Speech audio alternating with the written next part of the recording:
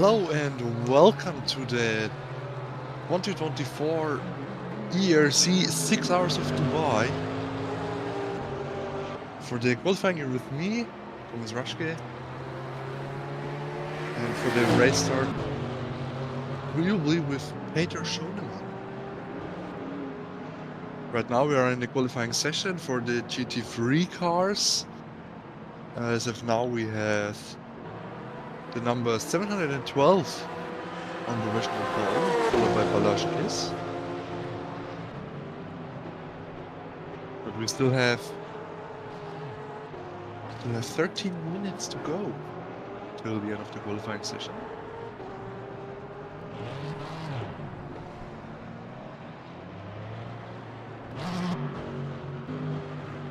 So we'll see the number 162 Renegade Sim Racing team out on track.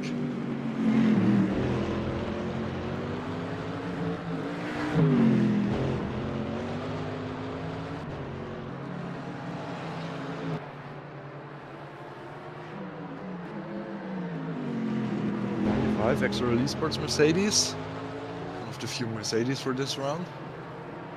Coming over the line, 158.5, which doesn't improve the time right now. Still good enough for 12th position.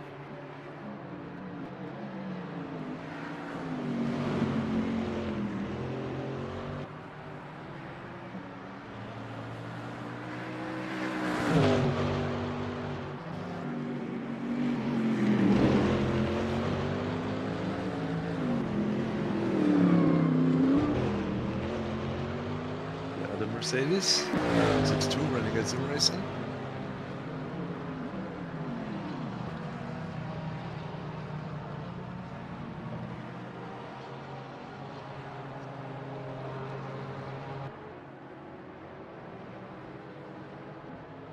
To pit line for them.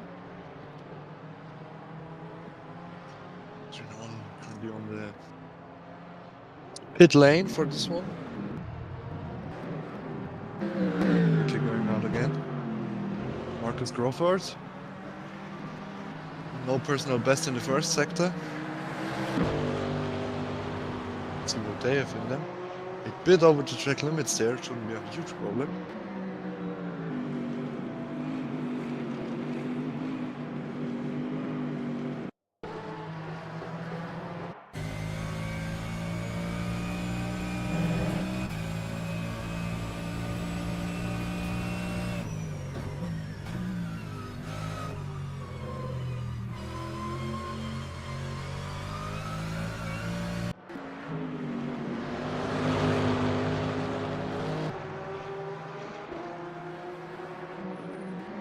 Run the last corner for them.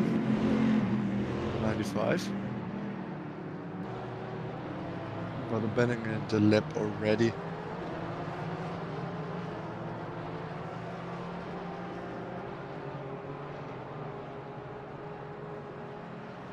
"11 minutes remaining in the GT qualifying. Still, this number is 712 on top. Followed by the 43.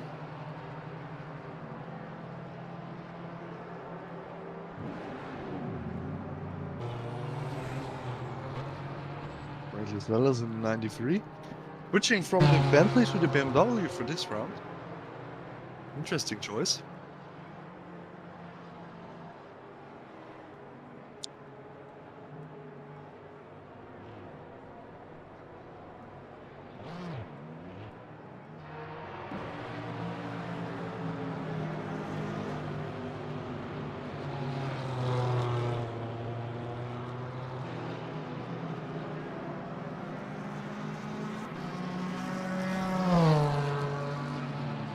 Number 06 BMW.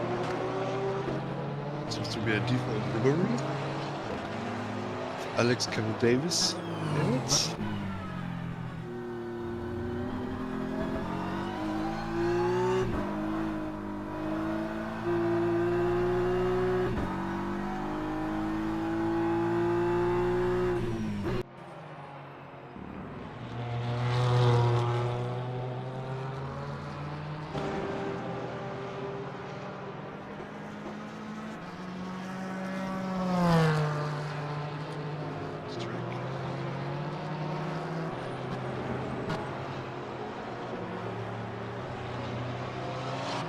General best in the first and second sectors.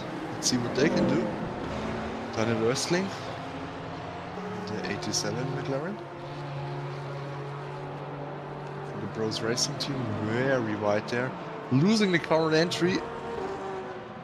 Oh man, you really don't need to see that. I can do the pits for them.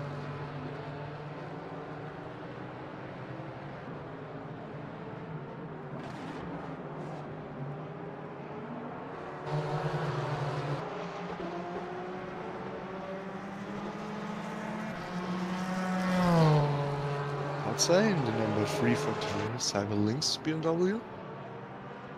A new entry for this round, if I'm not mistaken. With that beautiful livery of theirs. Tony McLaughlin in the 37 Porsche, the moustached one.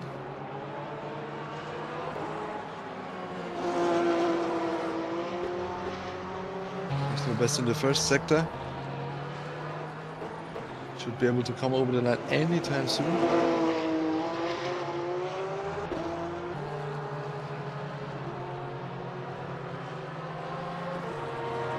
Personal best in the second sector. See what he can do.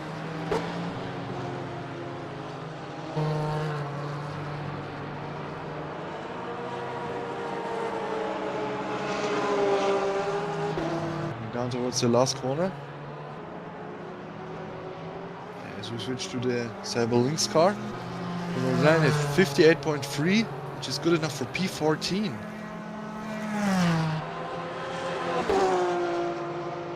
Kirkhoven in P11 with that lap, 37.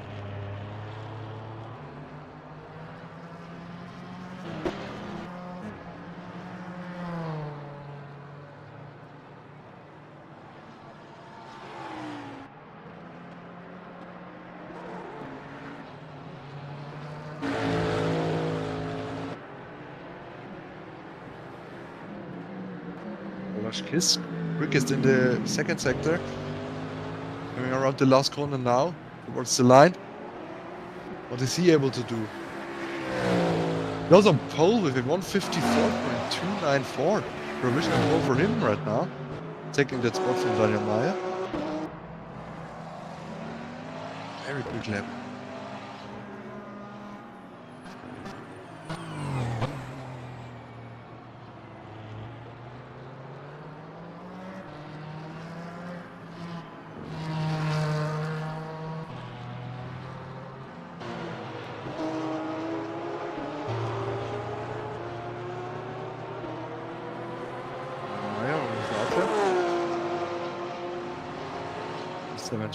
Neurotic Sim Racing car, P2 currently.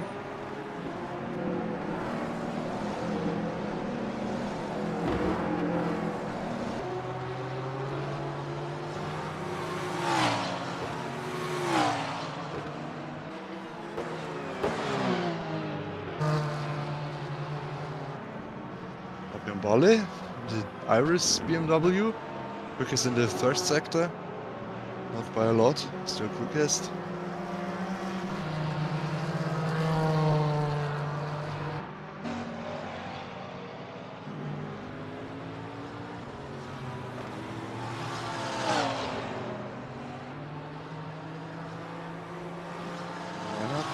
Car, a better one. It's flying up. Alex Campbell-Davies in this year's X-Kart Esports BMW, half a second down in the first sector. Should come over the line anytime soon.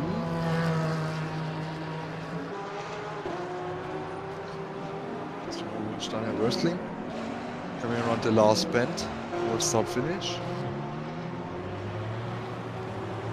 What's he able to do? He goes up to 5th position with a 55.3. Sellers starting his lap now. A newly found BMW.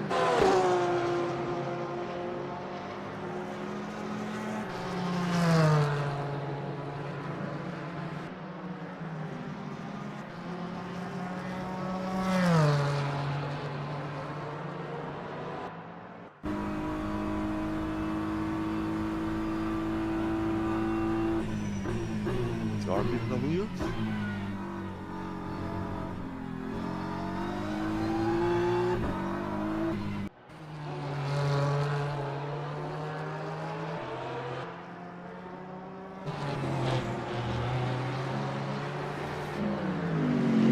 Switching to Matteo Vanoli in the first sector. P8 currently. Last 4 minutes of qualifying. As we run this qualifying until 25 minutes remaining on the clock.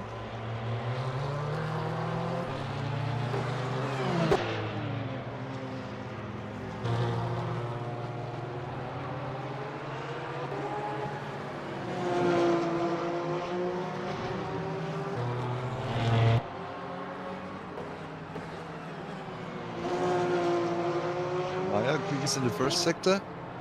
Bit down in the second sector. Let's see what he can do. Coming over the line. As he goes on pole, provisional pole with a 154.259. Barely quicker than Balazs. Balazs on his lap as well.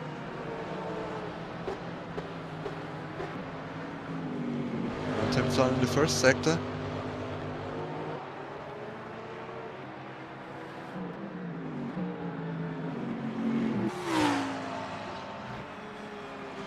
This is tough. Hungarian Hobby Racing starting his lap. Balazs coming over the second line. Quickest in the second sector.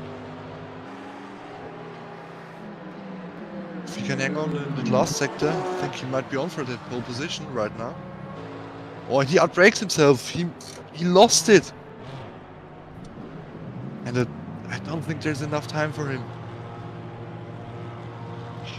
We'll get over the line exactly when he needs to.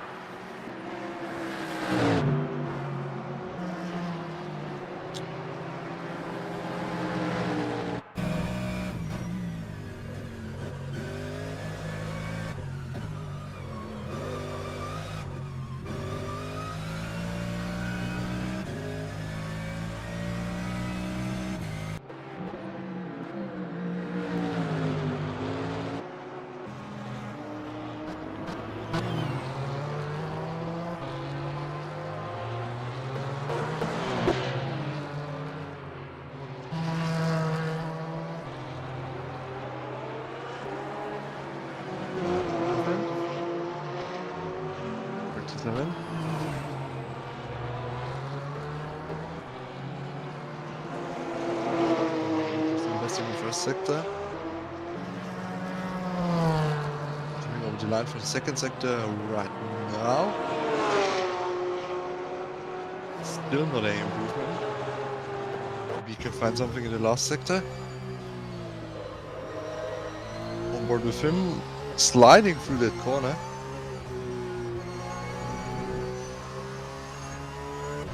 He's heading to pit lane, he abandons his laps.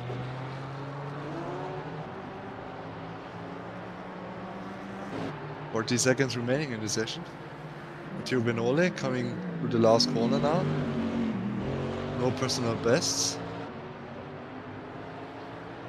P8 currently. Can he do? 56.2. Doesn't seem to be improving. But he still has another lap. Can't say. It's Savilik's racing car.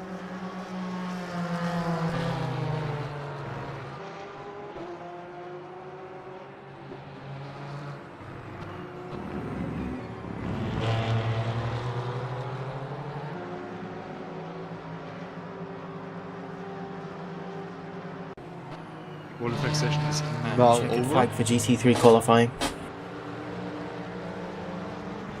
See who still has a lap in him. Matteo Vanoli is still on a lap.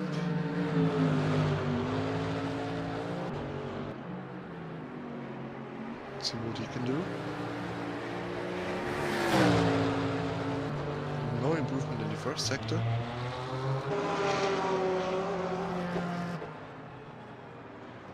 With Mille Pastore in the 711. Texan racing car.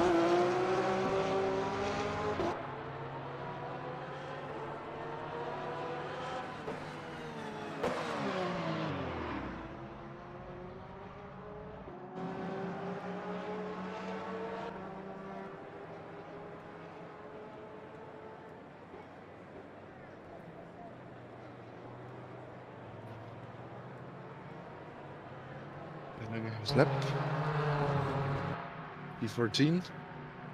David Patzai still on his lap. Personal best in the first two sectors, P14. Let's see, coming over the line now. Stays in P14. Matteo Benole abandoning his lap.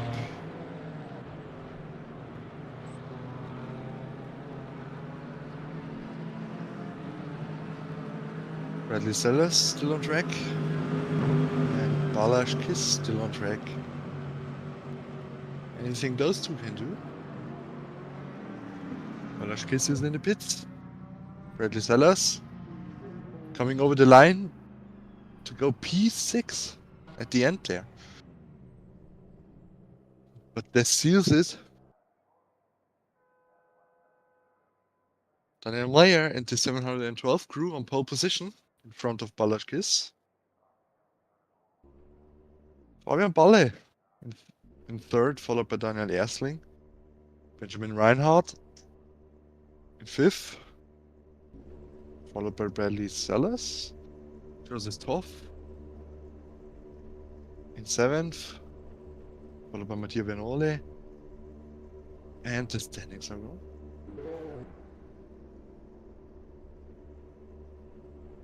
Can't go further in the standings for you guys, sadly. So we now start for the prototype qualifying. Still need to wait 2 minutes until they can go out on track.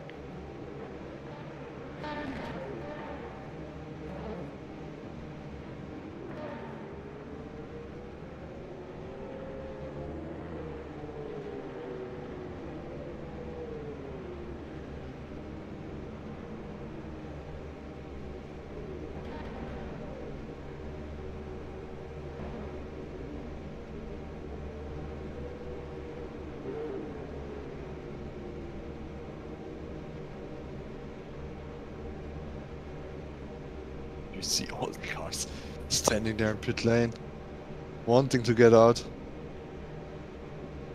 Still have to wait for 1.5 minutes.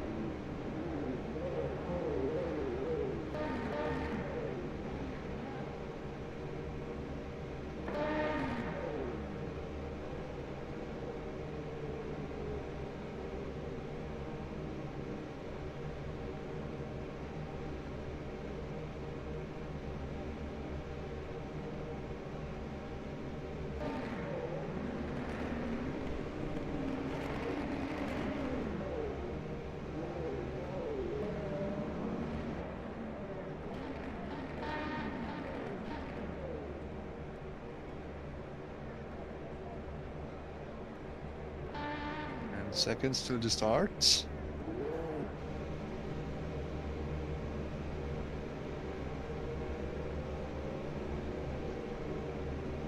And green flag for prototypes. Green for the prototype qualifying.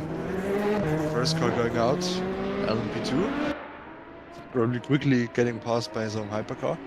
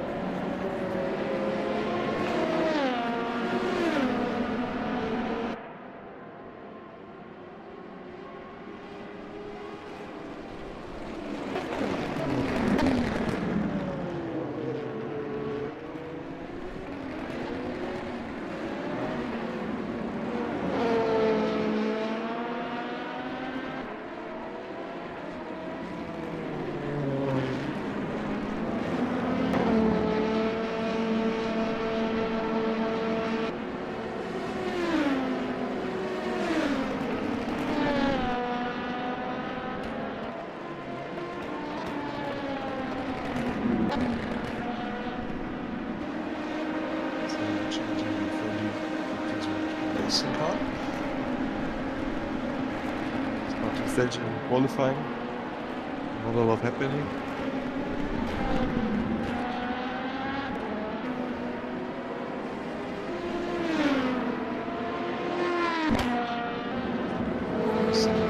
Starting his lap. Nicolas Poletti, number 19 car. He's out there still. In the last sector.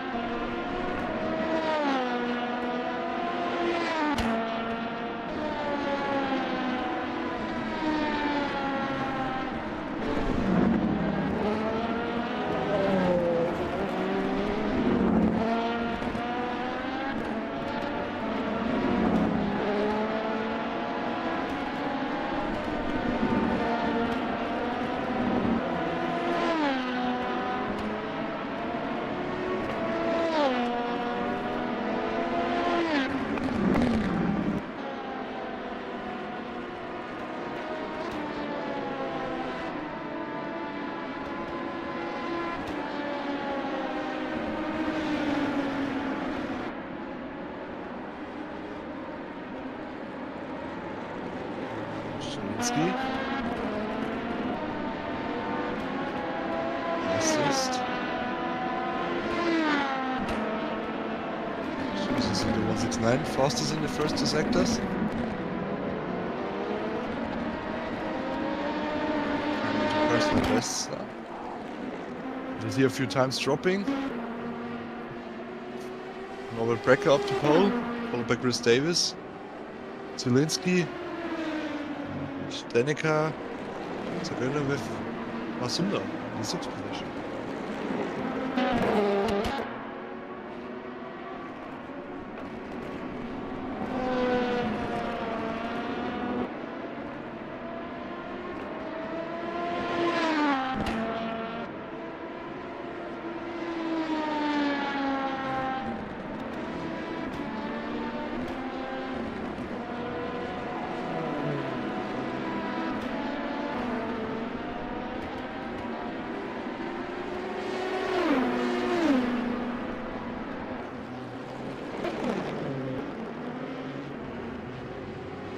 First round, Brecker provisional pole, followed by Davis. For the LMP2s, we have the number 40, followed by Krusowski, pole, provisional pole, followed by Josh Hughes and Nicolas Poletti. Sudruk's on pole with a quick lap in the 666, 1.2 seconds quicker than the rest of the field.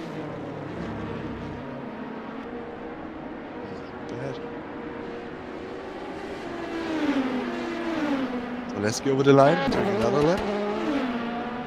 Boy Transport Racing number 7.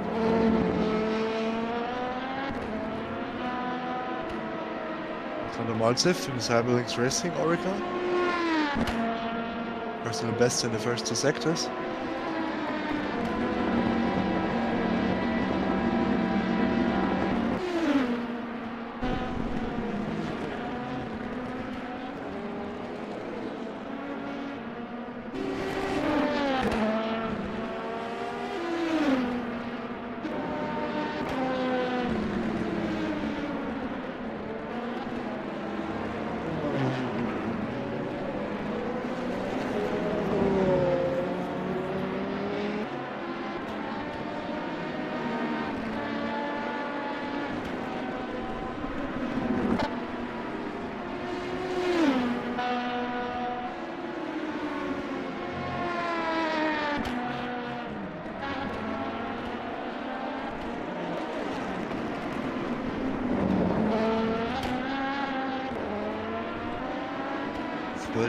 Minutes remaining in the session.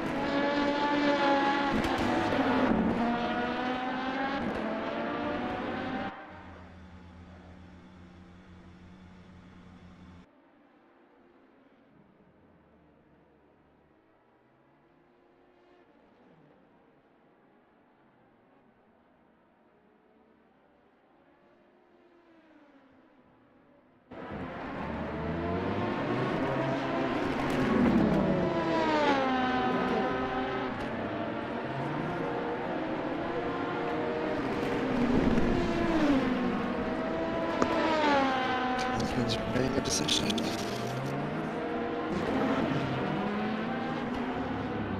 Super, 95 Ferrari. First and best in the first sector. We took a bit in the second. A bit of a slide. And losing the car.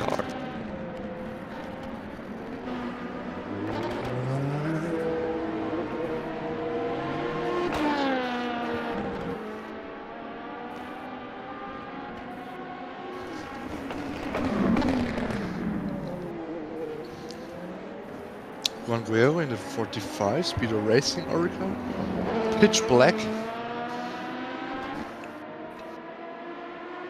P9 currently.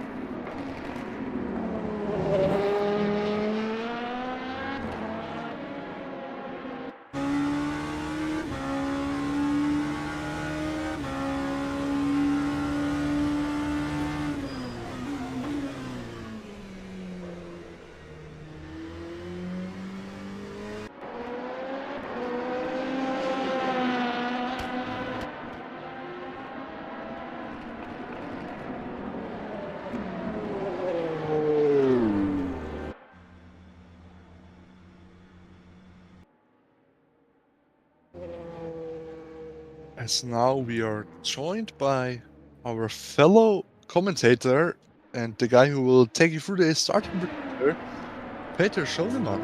Hello.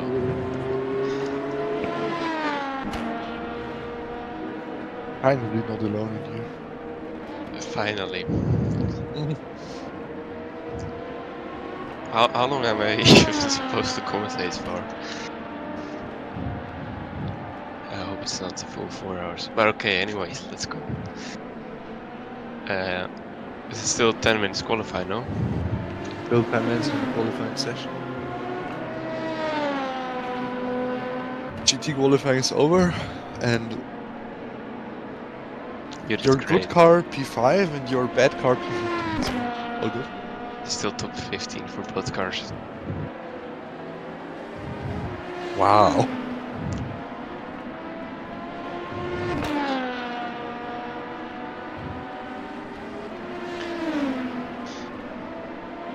Yeah, now we have Kalle in P7, so Almost we have as still one horse in the race. Somewhat. Yeah, you see did Juan Carrero going for another run. The pitch black unsponsored car, probably forgetting to send in a livery or something.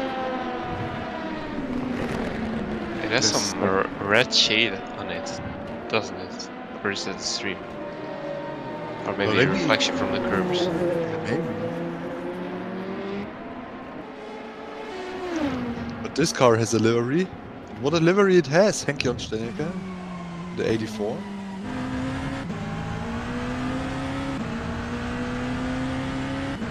Currently in P6. Starting his time lap right now, yeah.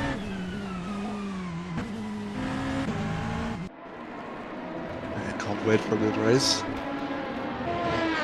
You can't wait for the race? I can't wait. You like the track? No. Can't wait for the checkered flag to fall and then to forget about it.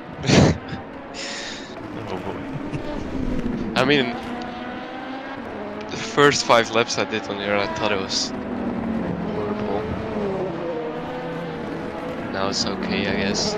I don't like it more, unlike it more than I did in Dakota, so I just don't like these type of tracks, to be honest. But I think it can be quite fun in a way.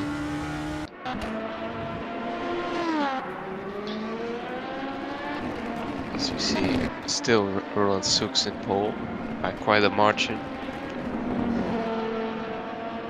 Last round it was the Loic Monnier domination in the LMH class. But so far Chris Davis puts the car on 3rd place, so... And they will leave the competitors a chance to be quick during quali, and then they'll dominate again in the race. So, We'll see. yeah, I think that's for sure. In LP2 it's quite close with the top 3 winning a 10th. It's cause so Matthews on P1 for Boy Transport. I just kept that surname. Josh Hughes P2 and Rowan Mulling P3 for Team Rookie Monsters. And even the top 5s were in 4 10s. After that there is some gap to Shori. So we see Jeffrey Baker with a cooking engine. Only Ligier in the field, LMP2s. The rest Yeah. Oracle 7. Looks like he's running a bit too much radiator tape. I doubt it. The Ligier, it's French, it has to be done. It's just burning up more oil than the other LP2s. Yeah, at least in that case, I think it's quicker.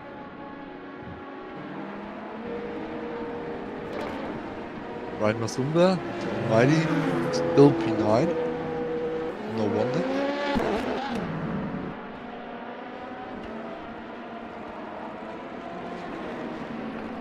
Only beating one hypercar. I had to figure out that name of the team. Which one? It's Ecto Esports. Yep. But I read Easy Toe Sports. I didn't know you had that kind of kink, but good to know. Me neither, I didn't know either. Well, it seems to be the smoke of truth coming off the Ligier. Holy smoke, there's the new Pope, ladies and gentlemen. White smoke. So you're saying Jeffrey Baker is the new Pope? Yes, Ah, he just doesn't know yet. I think no one knows yet. I knew. Yeah. Also see that the Boy Transport has extended its gap a bit in LP2. No more top 3 within a 10th. Well, typical EERC gaps. Only to then lose by 2 laps or something.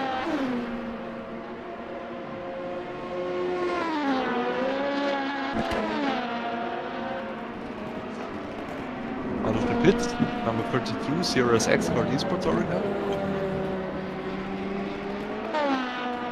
And to do another flying lap. With 4 minutes remaining in the session, getting into the interesting part.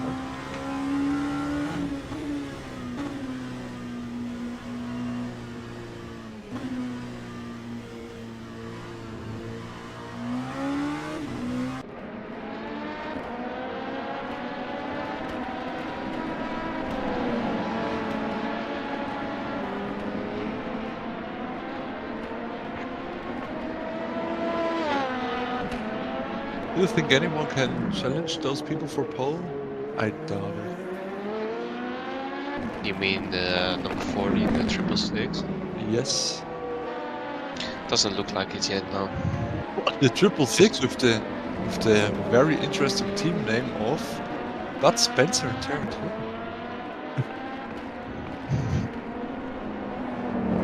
That's not a joke on the entry list. They are Bud Spencer and Terrence Hill.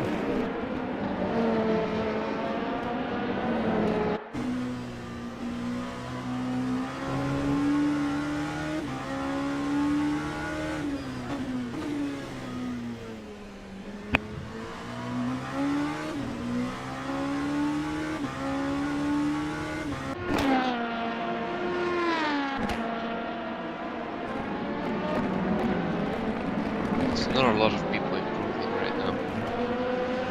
Leo is improving. Sebastian Best at least. 9. Field of Oricas. Wait, there is a lifetime actually this time. I completely forgot about that. Yeah. Peter, you're so smart. Yeah. Guerrero coming over the line at 43.8, still P9 in class. 2.5 seconds off the pole. I guess green is good on live timing, yellow isn't.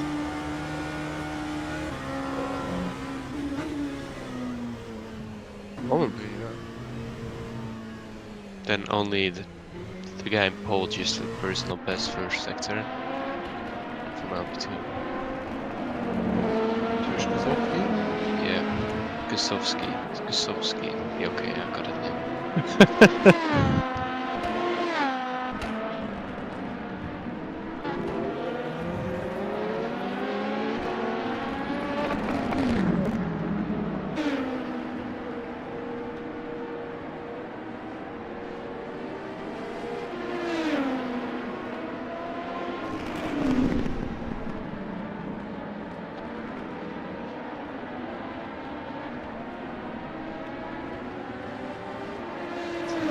Another personal best second sector. Not improving. So watching Guerrero in the pit. Very interesting. 45 seconds left in the session.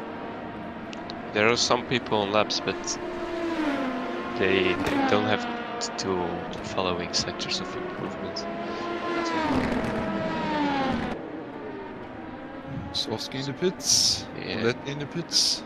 Barcelona just improved to a 41.8 and Hughes to a 41.2.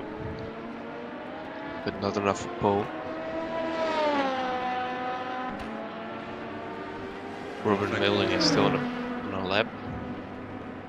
And so is Ryan Mazumder, Henk-Jan Stenneker, Matthias Zaleski, and Roland Soes. This is not helping. Personal I think. best first sector. Yeah, but I think he stopped the lap now. Yeah.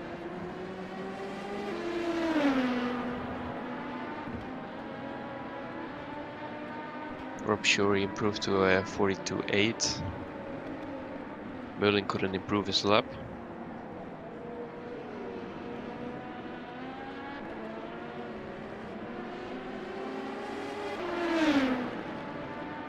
Matthew Lee improving his lap. Just on the screen. Who? Matthew Lee, the number 2 hypercar. Yeah, personal first now. Chris Davis in the 77. I think he's one of the last to come over the line in the top 7 at least. Or he seems to be in the pits. In the line, no improvement for them, still P5.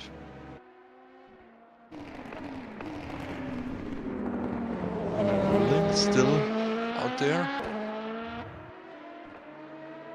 Yeah, 7 tenths down in sector 1 already. Oh, 3 seconds down.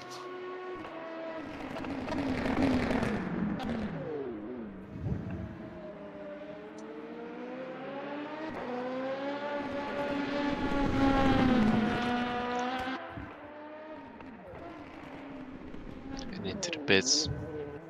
Kinda expected that to happen. I think that's it then for qualifying. I don't see anyone on a lap so far. I think that's it. Which means we have Roland Soes leading the pack off in pole, followed by Matthew Lee, and I'm too late. But then it's Norbert Breger, Alexei Zagornev, Chris Davis, Henk-Jan Stenneker, Matthias Zaleski, Kalalai Stola, Ryan Mazumder, and Emre Altuntas for the LMH.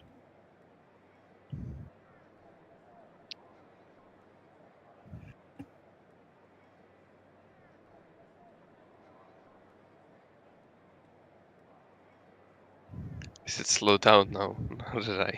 I think it's coming. Oh, it's going the same again. Then we'll just go for the live timing through the standings, I guess. Standings. Oh, yeah, for the LMP2. Yeah. Oh, I think suddenly get a lot of R factor sound.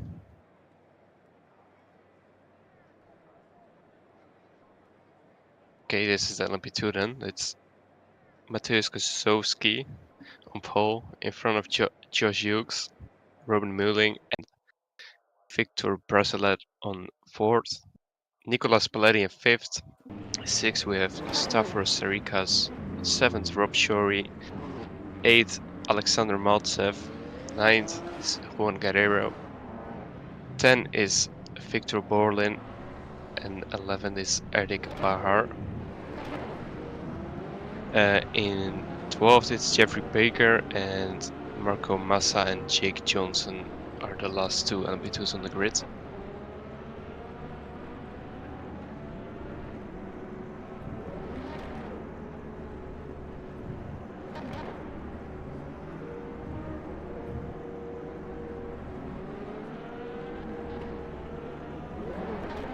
Then for the GT3 field, we have on pole Danny O'Meara from Neurotic Sim Racing, Baleskis in 2nd, Fabian Valle from Team Iris P3, Daniel Ersling on P4, Benjamin Reinhardt P5, Bradley Sellis on 6th, Joseph Todd for HHR on 7th, Matteo Vernole for Renegade Sim Racing on 8th, Tony McCoven on 9th.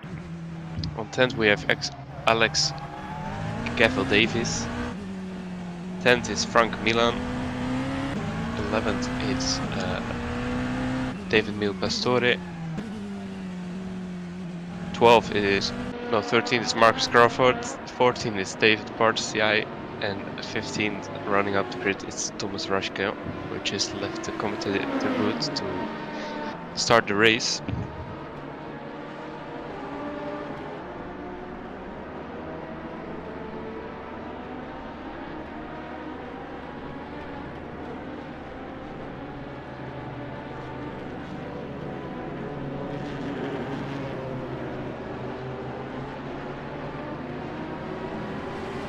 The drivers are now in the warm-up session.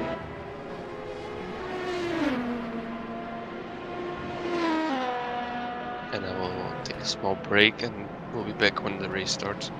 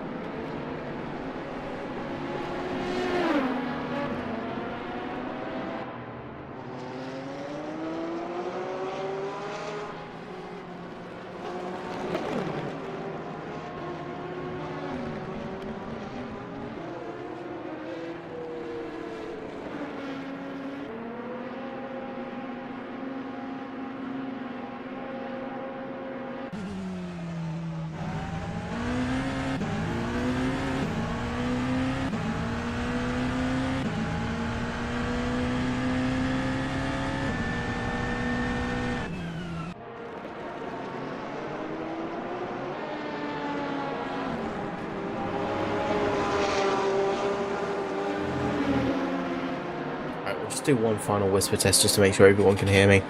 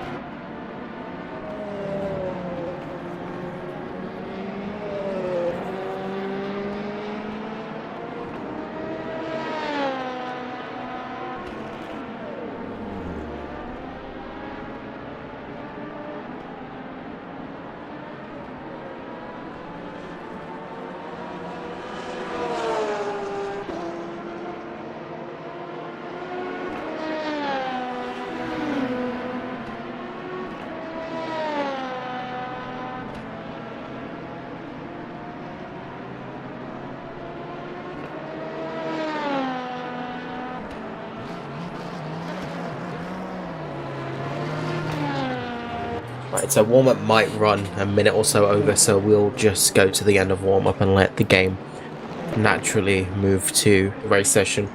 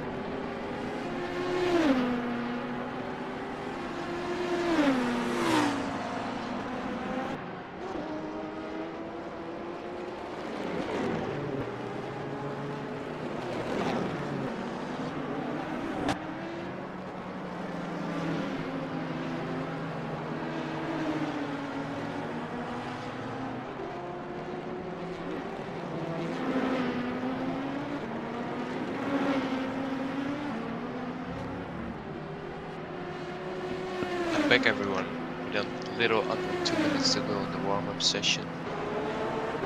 With a small delay as far as I know, but once this session ends, we go to the race session and to the formation lab.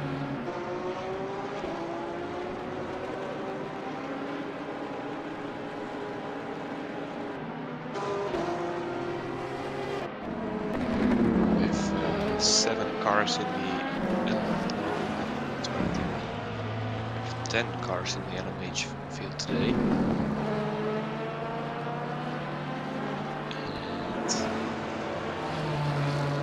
I think a full grid for GT3 and M2 as well.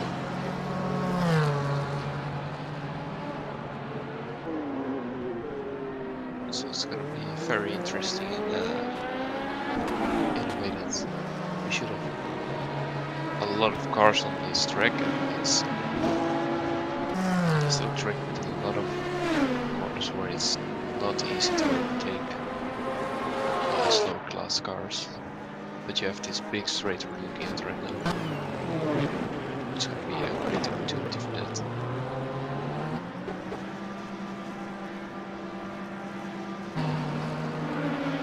But yeah, if the packs stay close together in the classes, within the classes, and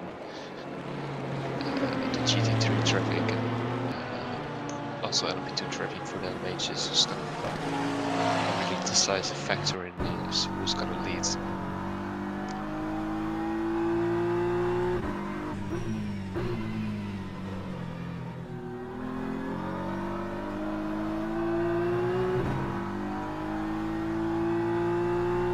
Well, we move to race session now.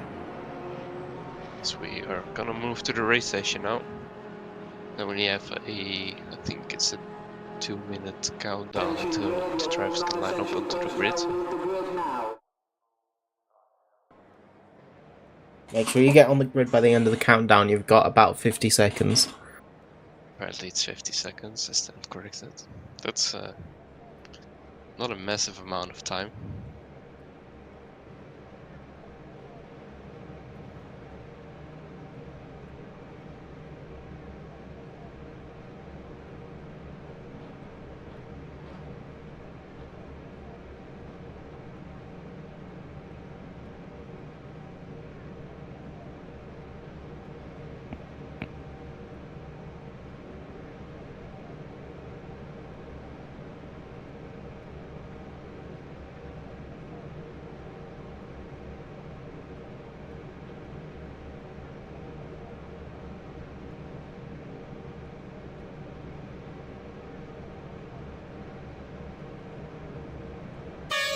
Okay, remember to leave on the pit limiter single file. It looks like all drivers have lined up on the grids, and the LMH starts the rolling start, and someone has got a penalty for jump starting. That is Victor Borling. That's enough for the GT3s. Yeah. So that's the Vale Esports. I think he got a drive through probably for jump starting there.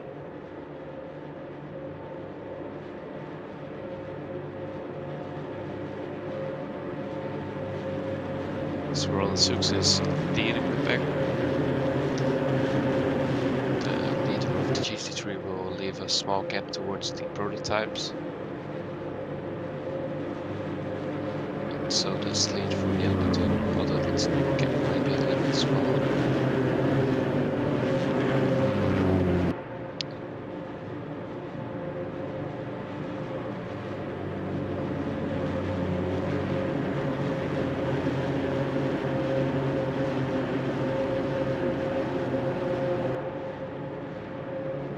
So in the LMH we have Roland Sux on pole. I will go through into Mathieu again. Mathieu Lee in P2 for CRS X-Card. Norbert Prager for Full Throttle Racing. Alexei Zagordanev for Cyberlinks Racing in P4. Chris Davis for the Irish 77 in P5. Henk-Jan Stenneker P6 with Promix Flame Team. Boy Transport Racing in P7 with Matej Zaleski. Kalle Leistola in P8, but I think he was P7, but maybe I don't know.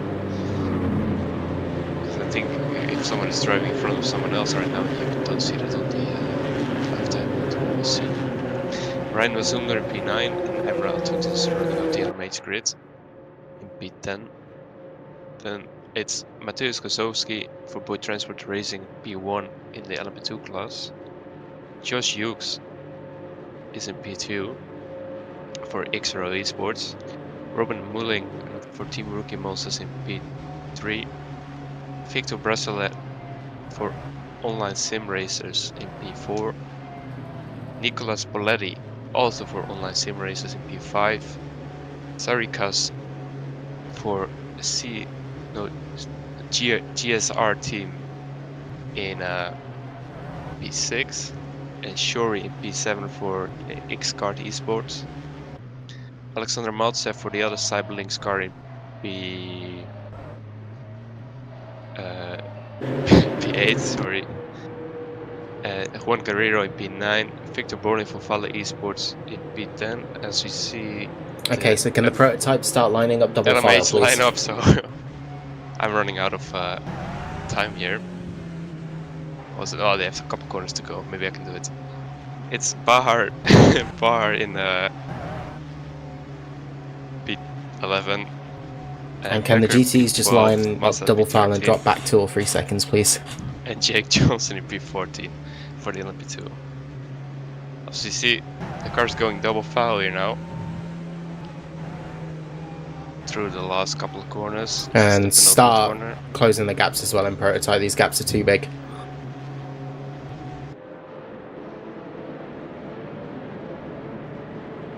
Into the last corner they're going. The start of the 2x6 hours, as you see that David Partisai has retired from the race and will miss the start by looking like this. That's not ideal. Yep. And prototype, prepare for green. Oh, we're back to the prototypes. And prototype, green flag. So it's green flag for the prototypes, and already it's going 3 wide. Someone is outside of the track there. Roland Sux still leads the pack. But it's Norbert Prager side by side with Lee. Prager on the inside, also Chris Davis is there. Who moved up a position. It's Lee going a little bit sideways, and I think it's Kalle Leistola being spun around there. GT3 green flag. Sorry.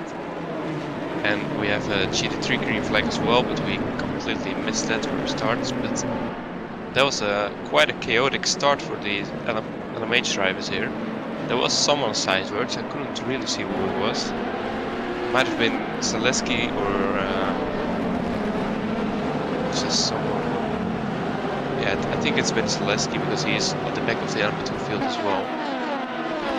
Same with Amrel Tuna, so he was involved in some of it, and he now hits the LMP2 driver on the straight. That's not ideal. And Ryan Mazumder also behind some of the LMP2 drivers. So someone was going sideways into the hairpin there. That's, I think, I don't know who's the other car. There's one car really sparking through the corner as well. Might have had some damage there. The GT3 field is still Daniel Meyer leading, but he is fighting with Kiss. Kiss on the outside there. He's gonna try for the switchback.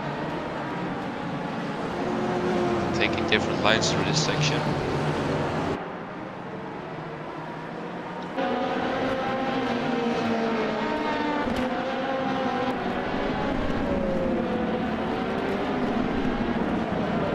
So we've seen interesting starts from both classes actually.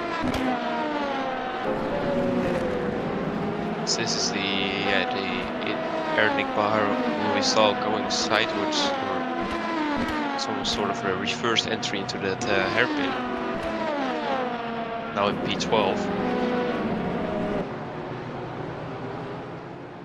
As it's Josh Hughes, the man who qualified, I think it was P3, was in his pit box.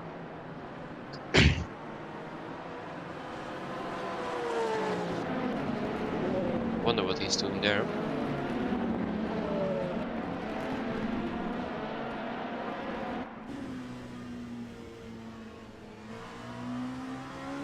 So we're on board with Stavros Sarvikas, going a little bit wide out of that bank's left-hander onto the back straight.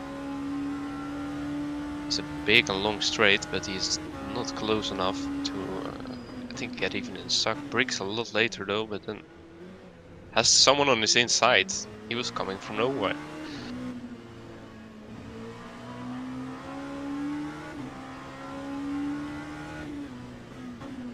Now he has a chance. Getting a better exit up this corner, but then soon they will go left-hander following as well. This is Ryan Mazumder trying to find his way through this LMP2 field.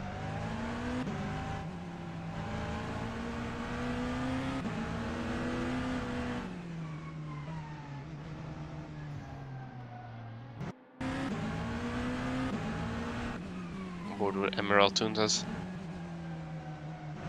Still struggling a bit to get away from these LMP2 cars.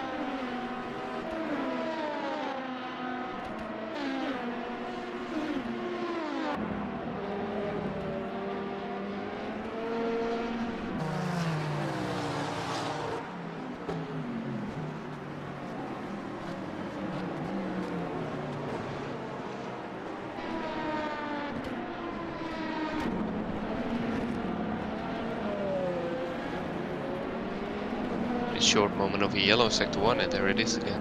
Someone probably going wide or going off. It's Chris Davis, who is now at P3. So he made a position. It's Matthew Lee who dropped a couple. You see that there's a new best lap time for Balaskis in the GT3 class. And here's Fabian Balla alongside with I think that's, is it Bretty Sellers? Yes, that is Bretty Sellers.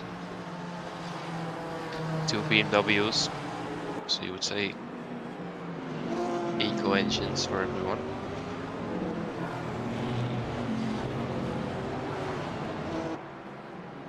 They're all in the Daniel Estling train kinda, in his McLaren. Followed by some tailgating BMWs.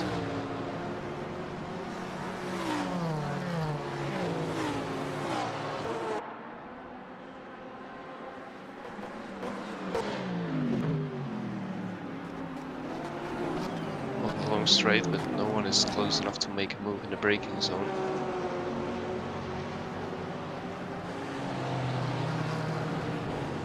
And everyone's still on pretty fresh tires, so be a lot of sliding around or shouldn't be a lot of mistakes. As we see in the rear of the field, the back of the field, Benjamin Reinhardt is also close to the rear of Vernola.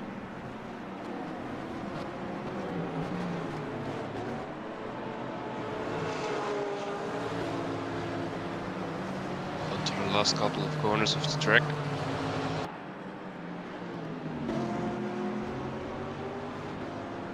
Still, there was Ballard being on the rear of Ashley. Now, that's a little moment on the exit of the last corner, and Bradley Sellers is now really close to him. Can he make a move into turn 1? He pulls out of the slipstream, but has to make it in the braking zone then. Doesn't really manage to get his nose on the side of Fabian Ballard there.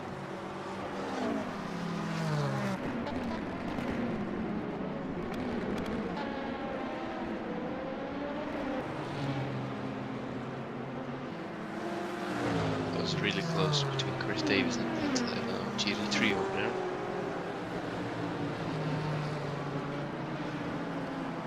So you see that the order in the LMP2 field has shaken up a bit. It's the OSR online sim race of Nicolas Belletti now leading in front of Robin Mullen.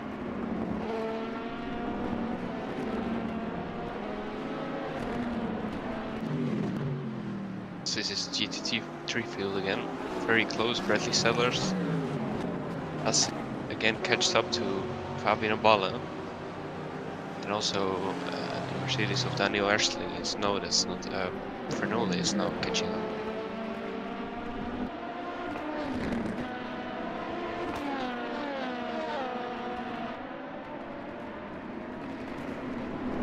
Here we see Stavros Sarikos. Also catched up to Maltsev. Also slightly off the apex, but Sarikos looks like he took a little bit too much curb there on the other end. So this is Chris Davis, who's having some company by, I think that's Zagornev behind him. And in front of him it's Brecker then. So the battle for second is very much where last round we saw the domination of the Irish car. It's now Ronald Sux who's driving away.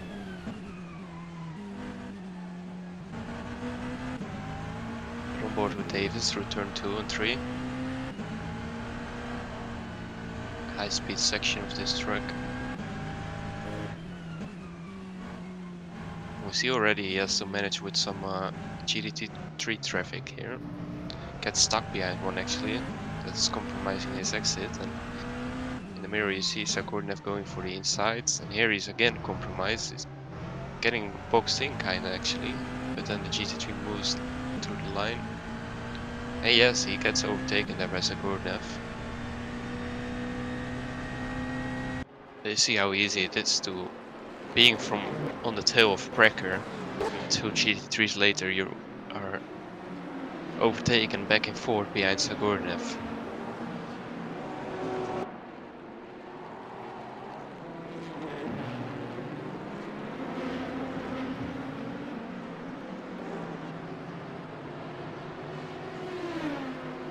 And to the top 3 is also pretty close. Within a second it's Mulling within a tenth of Belletti now.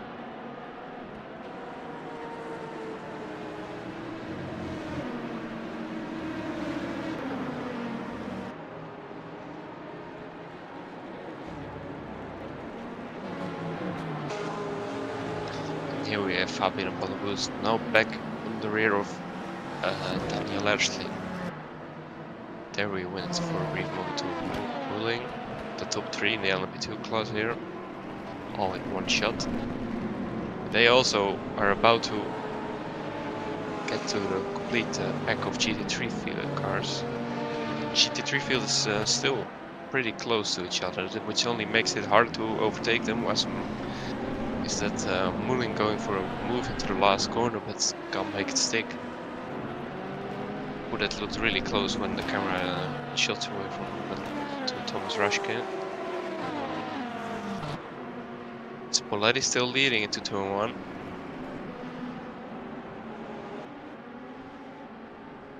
Square Davis is now on the back straight, but doesn't seem to be close enough. It's moving side by side through turn 3 with Poletti.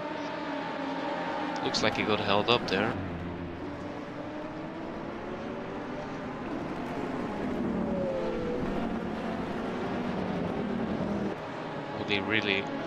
Really putting the pressure on Poletti here.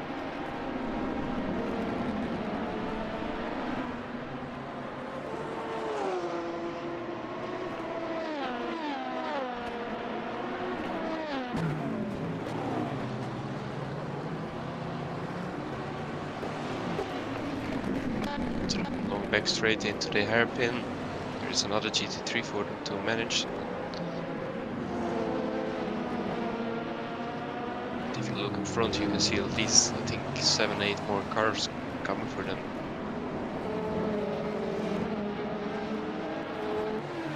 And every time Poletti has to manage this traffic as first, you see, it seems like Mulling has the advantage of being behind him. So if you would overtake him in the, let's say, the next one lap, 1-2 laps, then I wonder if he can drive away or he will be held up by traffic as well, just like Poletti is right now.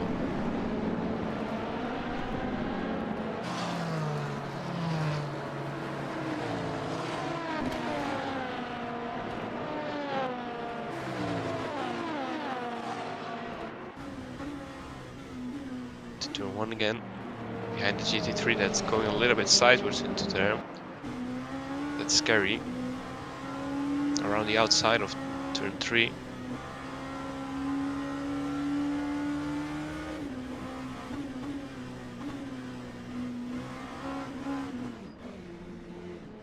Mulling looked for a bit there, and then instead of making a move, gets Kosowski around the outside of that corner.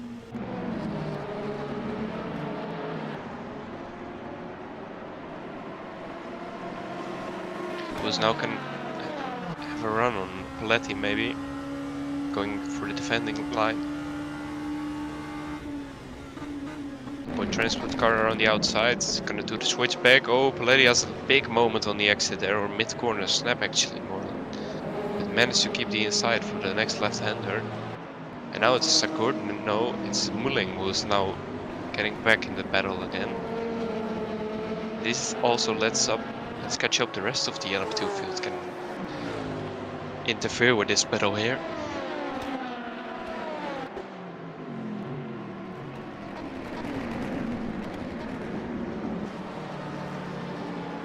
So it's still Poletti leading. Comes the point transport car.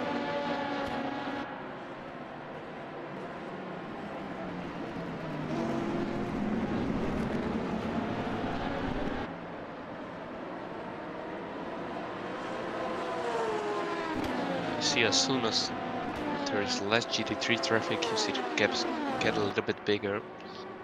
Now there is an LMH who wants to pass through there as well.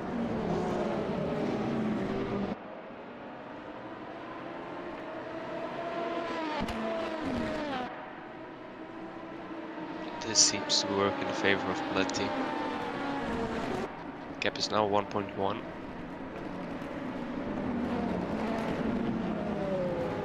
This is not helping at all for the Boyd transport car.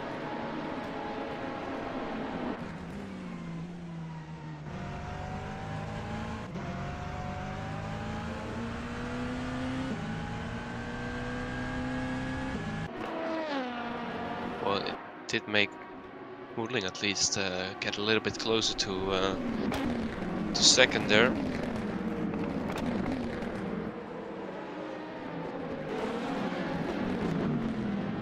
Still with Daniel Meyer and Palas Kiss within a second of each other.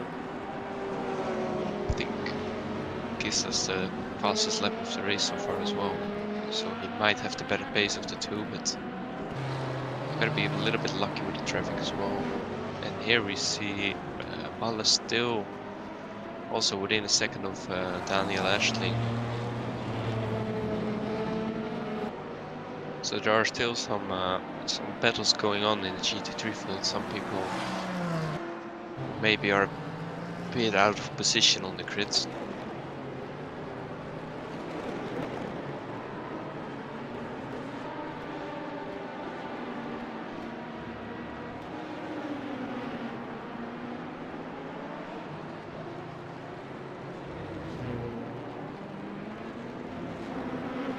Same goes for Chris Davis, who earlier on was on the rear of Norbert Brecker.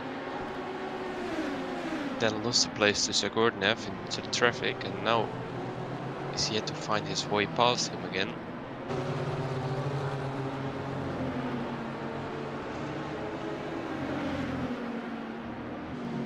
To the last corner they go. It's all about getting a good exit here, and it looks like an alright one from Davies. He is in the slipstream, of course. And there's also some GT3 traffic again for them.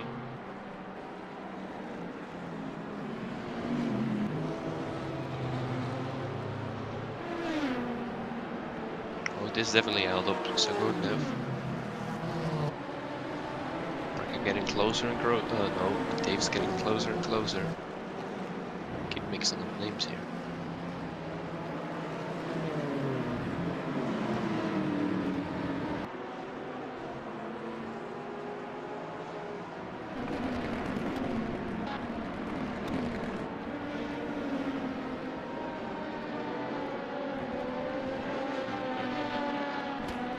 See that the battle for P1 is on again. Bloody lost some time. Suddenly there's only a half a second between them.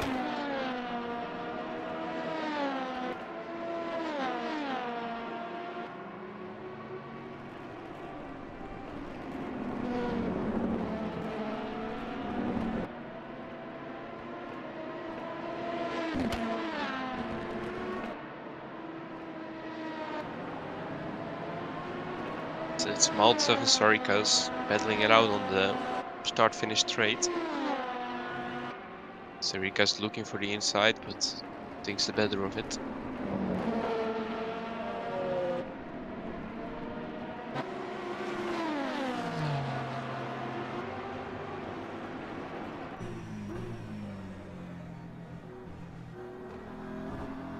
This is Fabian Balle once again. Really onto the rear of Ersling, just waiting for that one small mistake that makes him get a better exit out of a corner. Is now very close to the rear, almost touches the rear of Ersling there.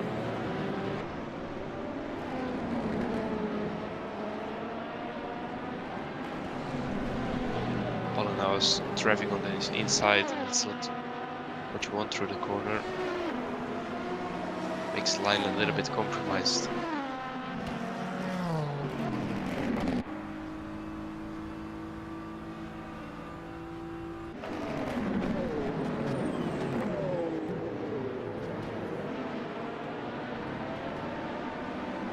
To see that the Vernoli car has dropped off the timing sheets. Something happened, but it's Fabian Balle now side by side with Daniel Estling. Yeah, he's in front now.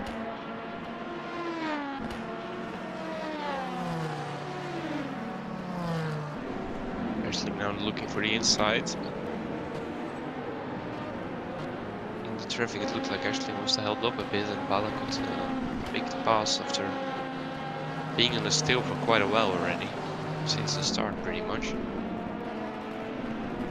It's the question if Balle can catch Kiss, close the gap. It's currently 8 seconds.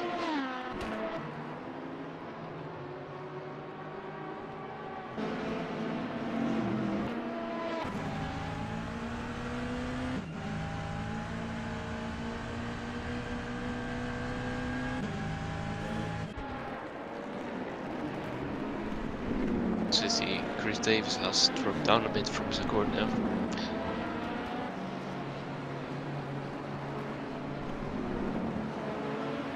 But if the Irish car wants to win this race, they should overtake this Zagornev and Brecker as soon as possible, because Roland Fuchs is driving away.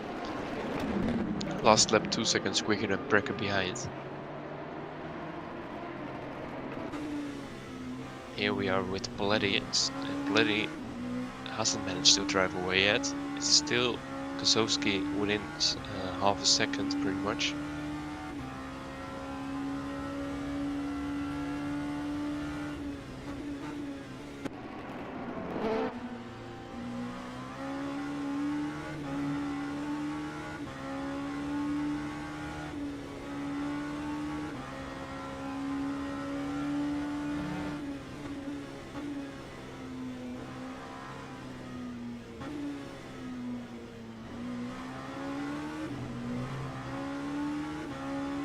And we see that Poletti has to manage with the BMW there, and Kozowski runs a little bit wide, takes a wider line, but needs to avoid the BMW there.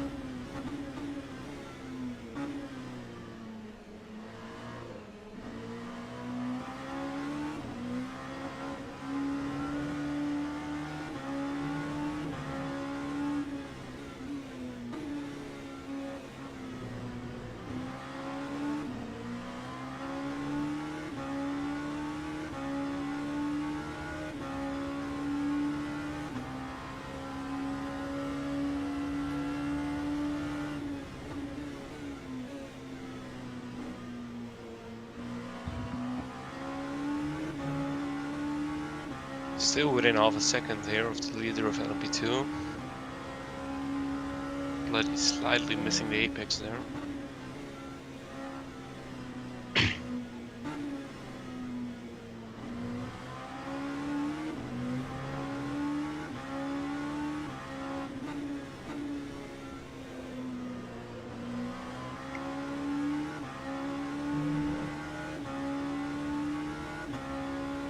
Onto the back straight. You can see the bumps in the track here.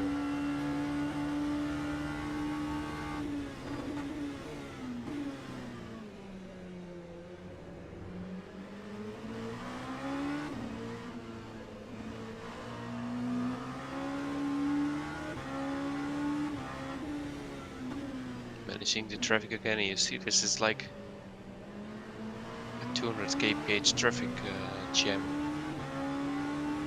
It's all extremely tight. Now almost side by side. Gonna launch one in the inside of this corner, but loses it on the braking, but yet recovers it and back in P1. It's Boy Transport racing car.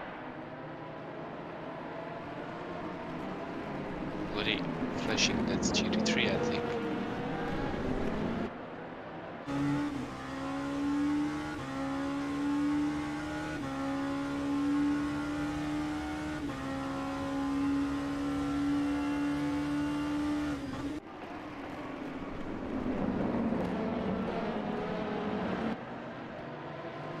See if Kozowski is better through the traffic than Poletti was so far. Can he drive away in clear air maybe? Looks like he has some clear track in front of him right now. The question is for how long.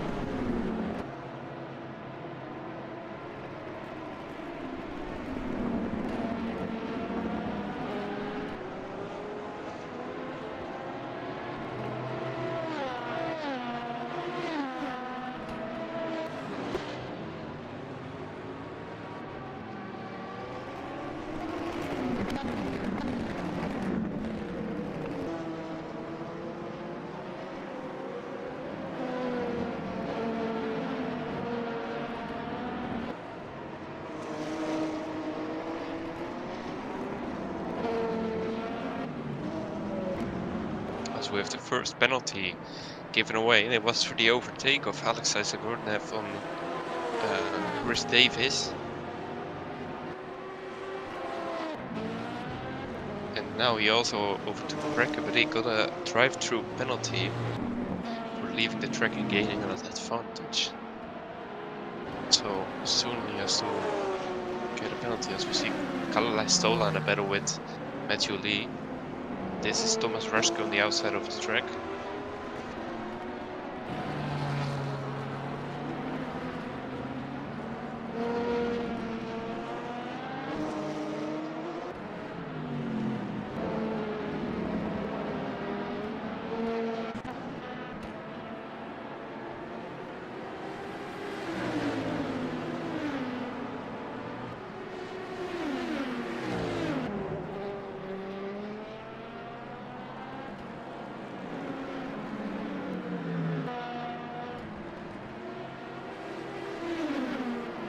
There's Norbert Brecker right behind.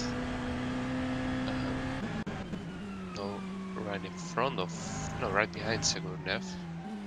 And Brecker first had quite a gap, I think, of like 5 seconds on Segurnev. So somehow, somewhere he lost the time, and now the battle of second is on again. But we have Segurnev to do the penalty still, which will probably drop him somewhere around Matthew Lee and Kalalai Stola.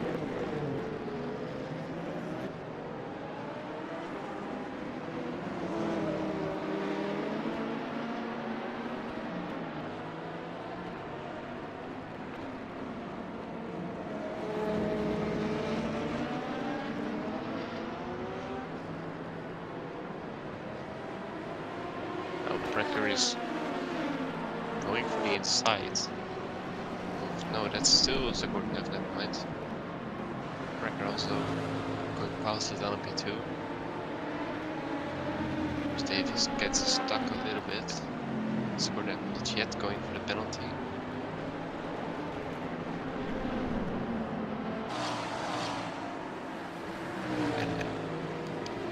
In 18th row, success right away. That's like more than 1.55 can that's left of Nev.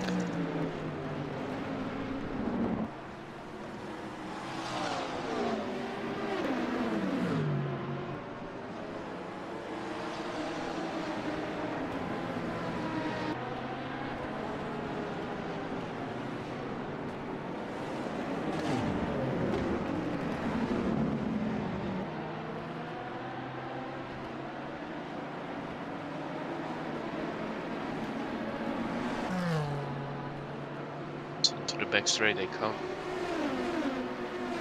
Cyberlinks in second, followed by the Full Throttle Racing, the Irison fourth, but third in this row.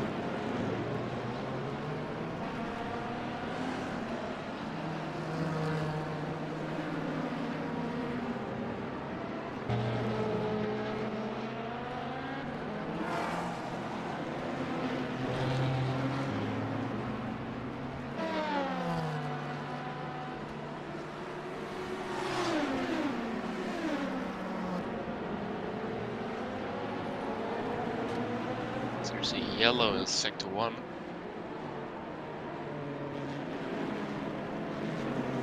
It looks like Matthew Lee went off because he is now behind Kalalai Stola.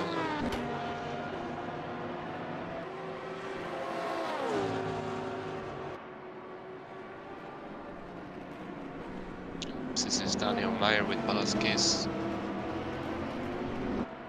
He's been on the tail for him for a while. Maybe he's running out of patience now. Takes a really tight line to enter this corner.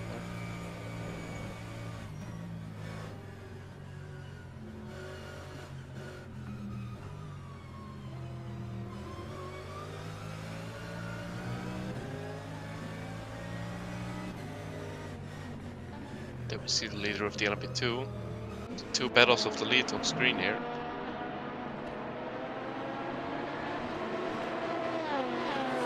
And also, I think it's Segurnev behind there. So everyone decides to drive on the same piece of tarmac.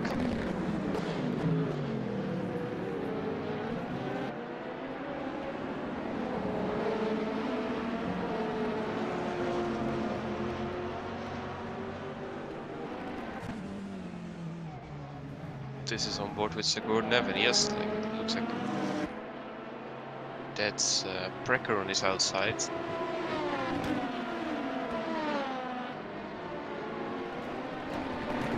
Precker doesn't manage to get past.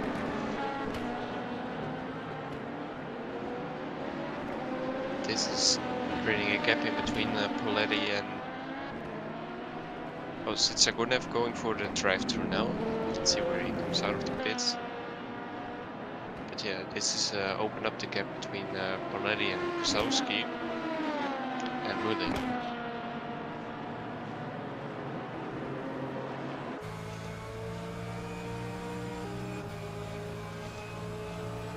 This is Velasquez in the slipstream, Danumer going defensive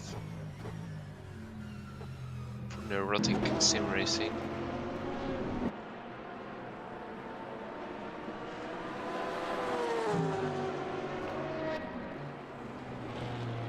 This is Kalle Lassola with Henk-Jan Stenneker. The battle for 5th in LMH. Going around Fabian Balle there. Drove away from Ashling after all, but hasn't really managed to close the gap with Giz yet. This is Poletti with Mulling.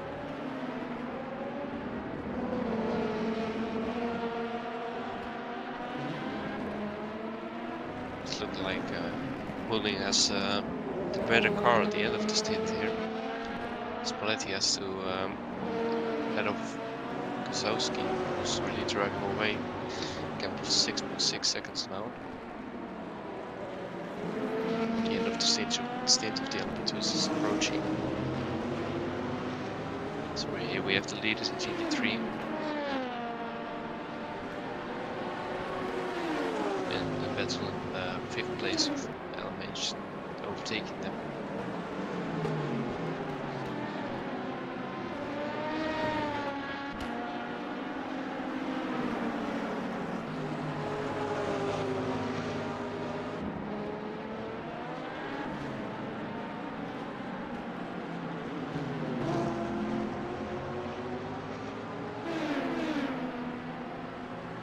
To the main straight, it's Daniel Meyer defending once again from Velasquez.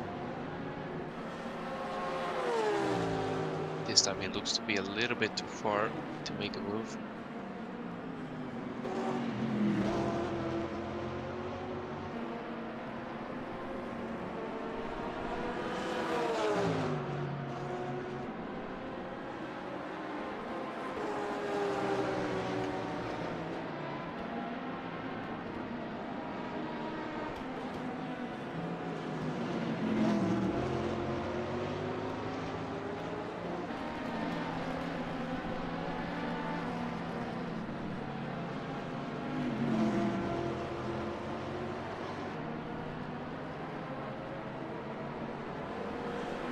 To the back straight this time. Slightly gaining in the slipstream there.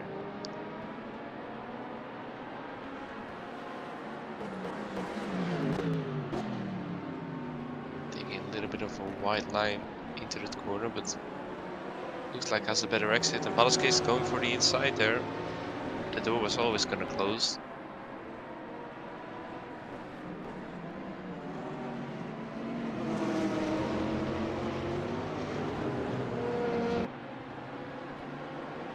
There's a penalty for Bracelet, who's in P3.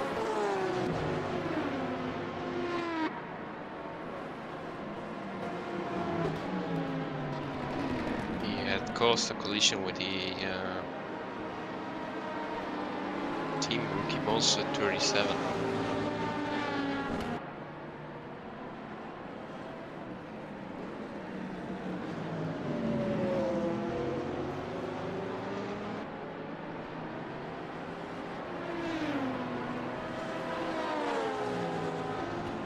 Following this battle, it seems like Bracelet first overtook Mulling and then got a penalty for something he had done, but the gap between Mulling and Poletti has grown to like 5-6 seconds.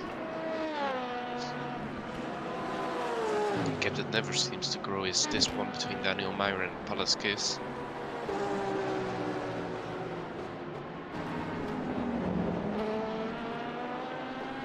They've been against each other still, I think, throughout the first 36 minutes so far.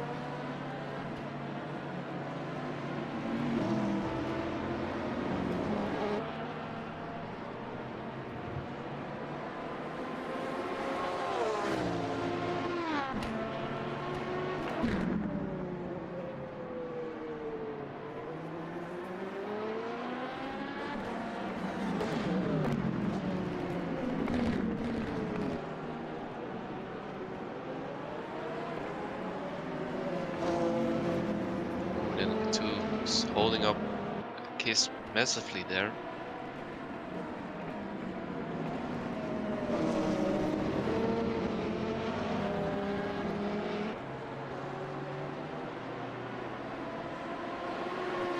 He's been pretty unlucky so far here. You easily see the gap is getting bigger and bigger. Another P2 car in between you and your competitors. And you see there's a penalty for part side.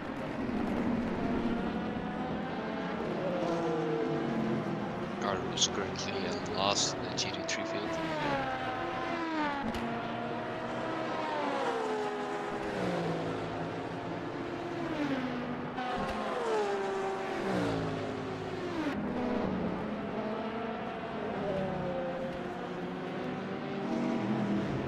That in the LMH, Matthew Lee has managed to overtake Kalala Stola again.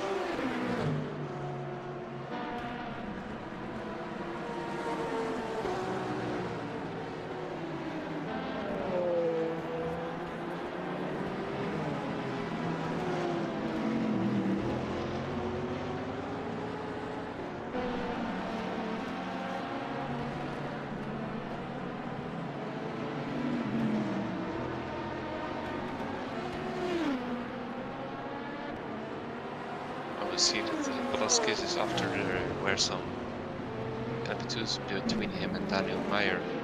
He's now catching up again and closing the gap. The straight seems to be just not long enough for him to make a move.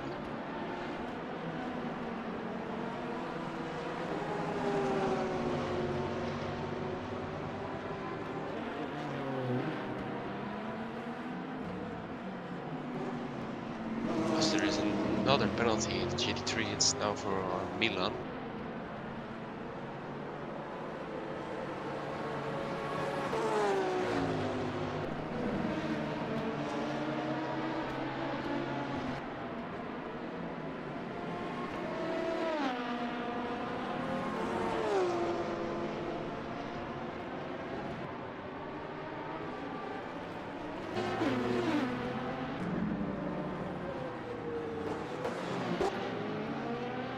Watching Kalala Stola and Matthew Lee, gap is now 1 second. Matthew Lee passed him a couple of laps ago. Kalala Stola still has Henk-Jan Stenneker on his rear.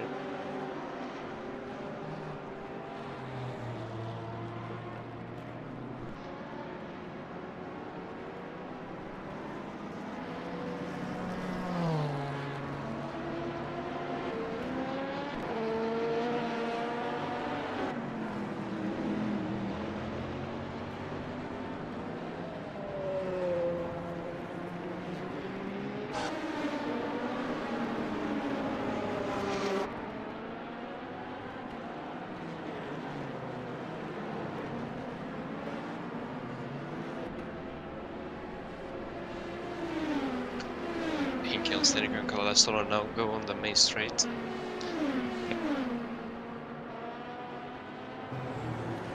Oh, it's Daniel Ashling spun around and gets overtaken by Bradley Sellers.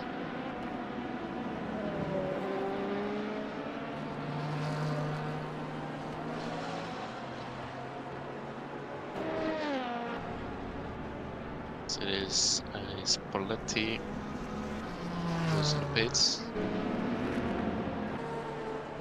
Oh, and everyone seems to go around now. It's Is this Maltsev? No. This is an LMP2 car. That's oh, I know. I think it's Maltsev. I'm not sure. And Rob Shorey and Victor Brasilet has found each other on track again. Brasilet going for the inside. And that looks to have been an easy pass.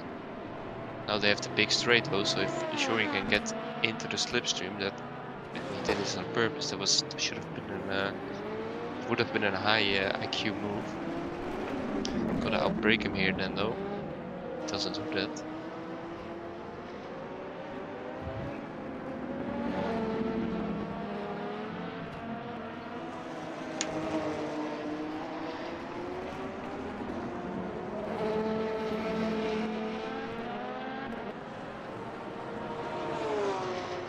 So back in P3 it's the OSR number 22.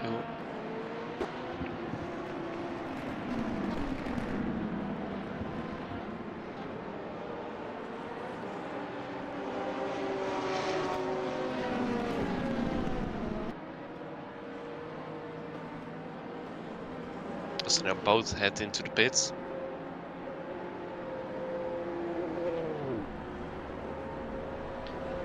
Together with Mooling in front.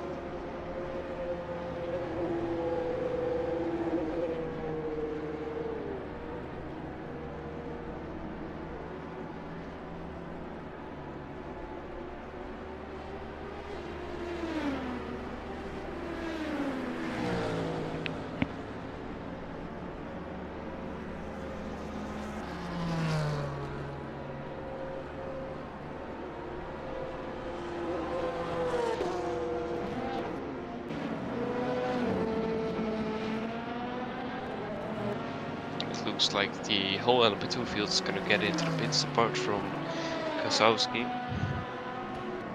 So this is Bar. No, this because it's not Paletti either.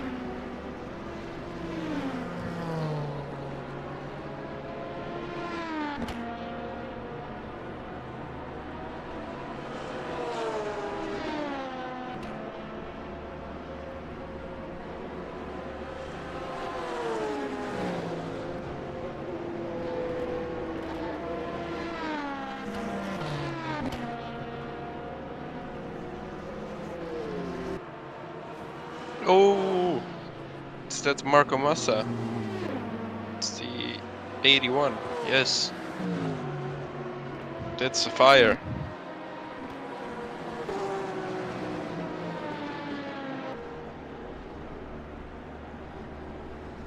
Get off that car, mate. You don't want to burn alive.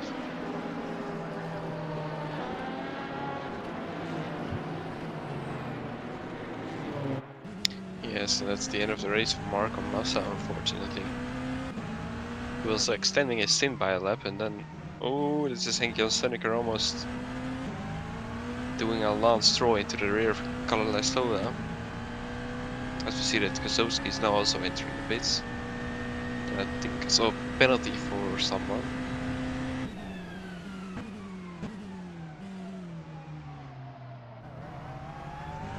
Yeah, it's a penalty for... it doesn't say in the report, but there was a penalty for a car.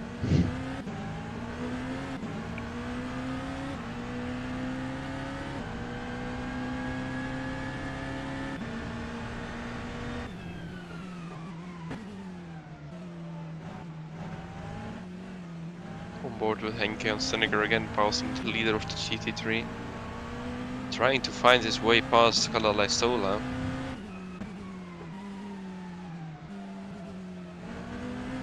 Now entering the main straight.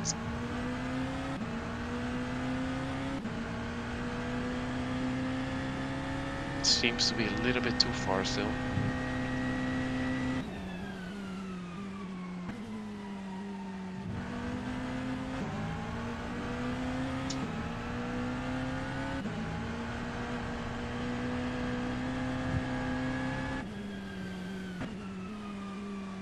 Let's see that Mooling has overtaken Kozowski.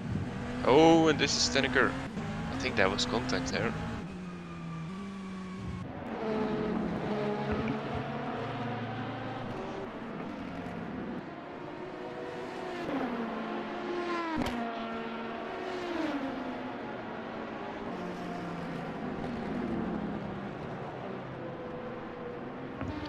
think Mueling is on used tires now for this stint.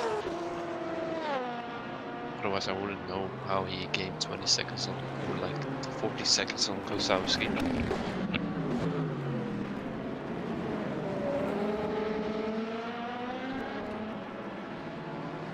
So we're once again with Henkel Stenneker and Carlo Lestow now.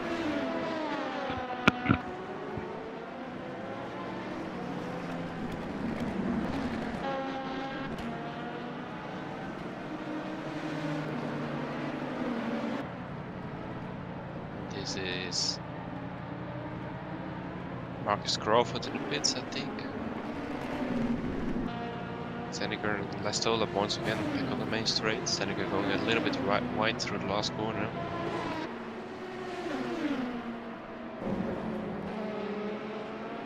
Not close enough to make a move. It looks like it's a hard track to overtake this one.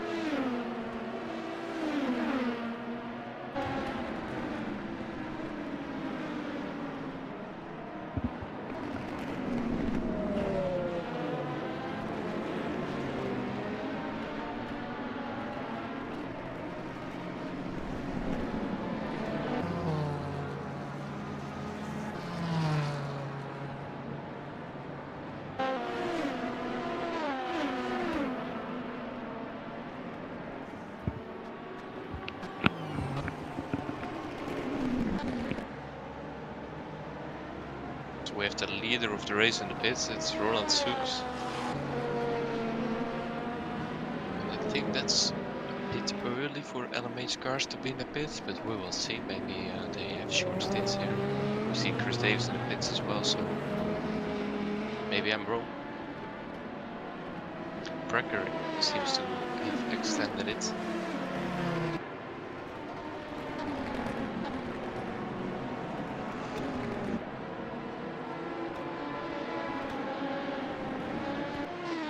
Also Zagornev going to the pits. It's gonna be interesting to see if what's gonna happen to Leistola and Stenneker. They both seem to extend.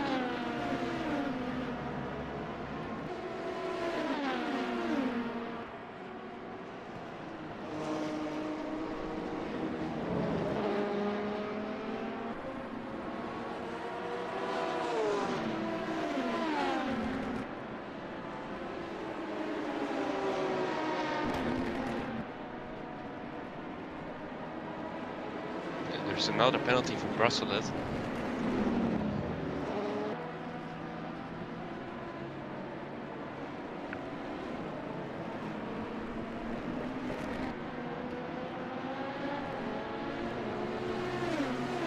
Stop and go, 10 seconds stop and go.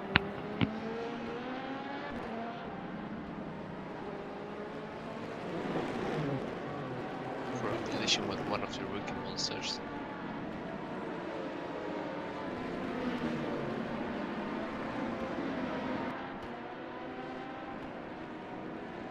So we now see that Leistola has escaped from Stenneker and decided to join Matthew Lee again.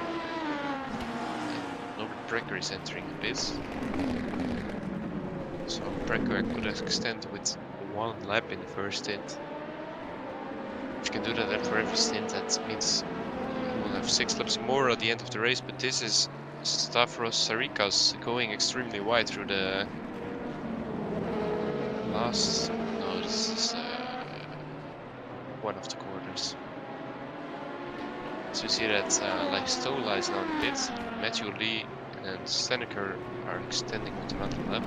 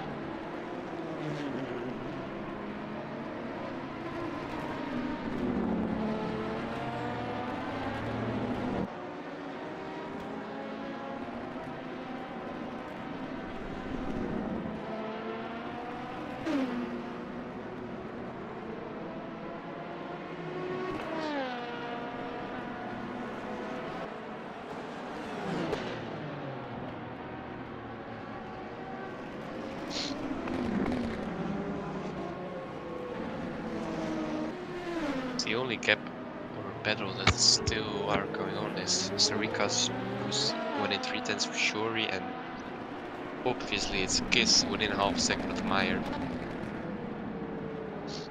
That's gonna be really close with the pit stops. You now see that Matthew Lias entered the pits. Staniker managed to extend with another lap, so he's gonna be really close to the hour.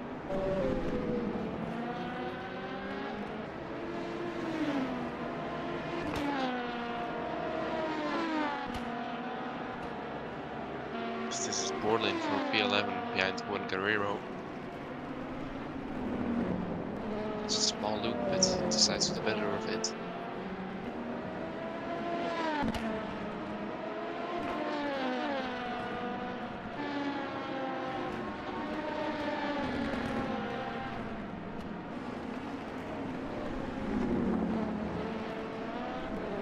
So it looks like an LMH. Listola has done the undercut on Lee. As we see, this is Marcus Crawford then, because it's not Thomas Rushke, pointing the wrong way on the back straight.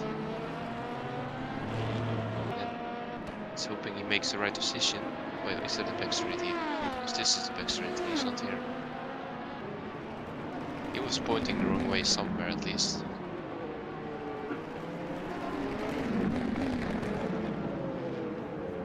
Or everyone else was driving in the opposite direction. We never know.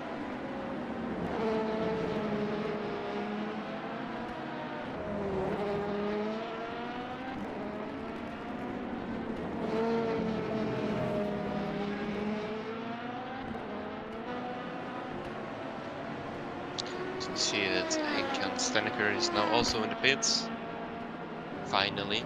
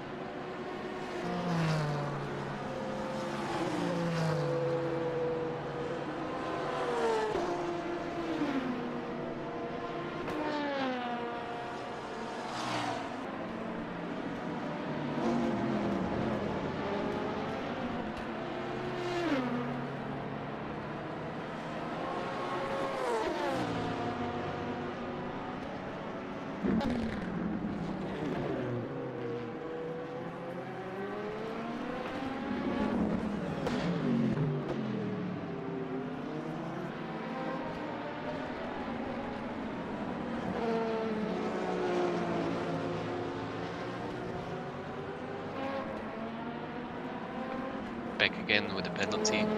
Battle. Not penalty. Battle between Daniel Meyer and Balskis. My brain is getting fried after 1 hour of commentary. I'm sorry.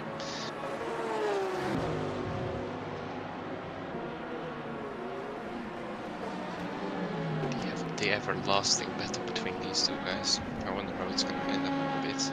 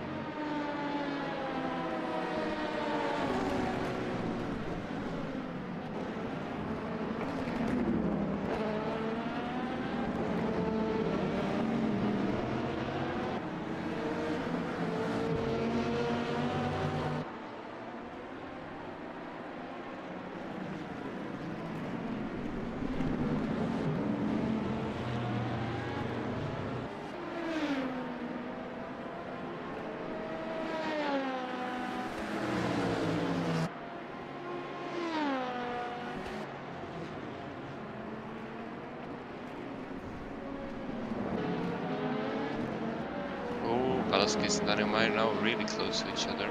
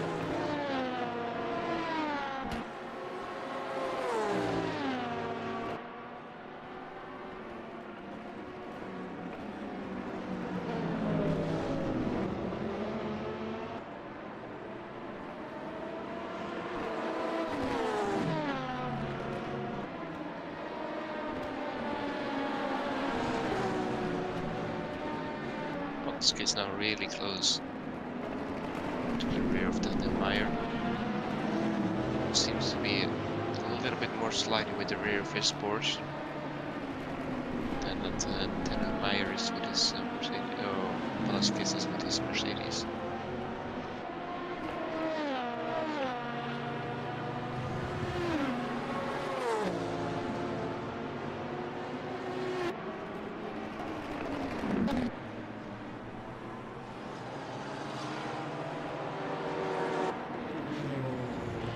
First GT3 was in the pits, it was Joseph Todd. And now we see that Kiss has overtaken Meyer, while we're not watching them obviously. Been watching the battle for 1 hour, apart from the last 10 seconds when it mattered. Instantly has a small gap to Meyer now, who's still looking.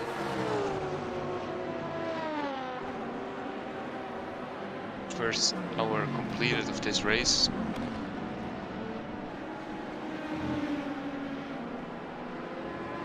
Velasquez says, it's enough for me now. I'm gonna pass you and say goodbye.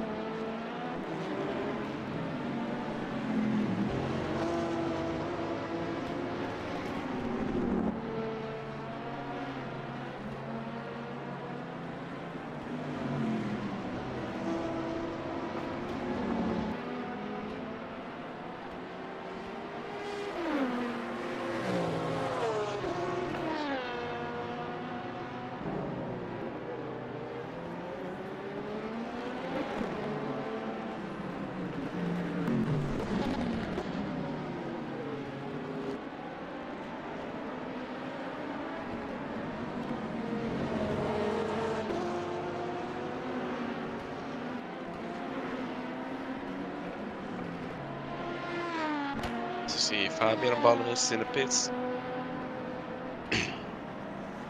Who was driving in P3 before he pitted, as far as I know. We were watching one of the cars. I don't think this is the Henkel Stenneker, but this is Daniel Mayer, who is entering the pits with his Porsche. It's 4 hours 57 minutes to go.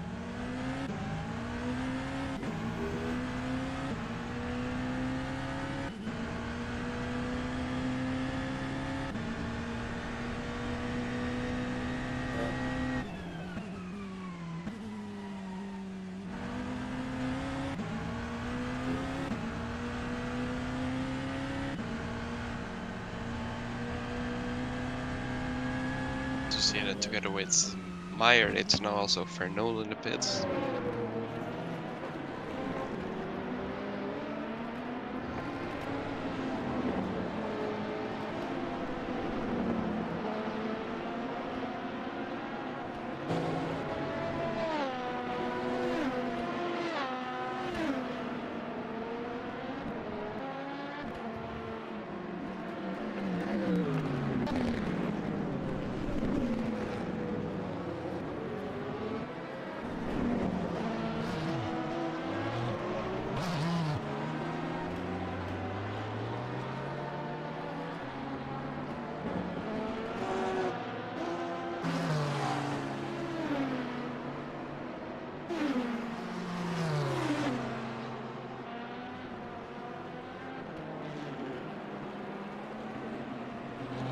This is a battle between Frank Milan and Josef Todt.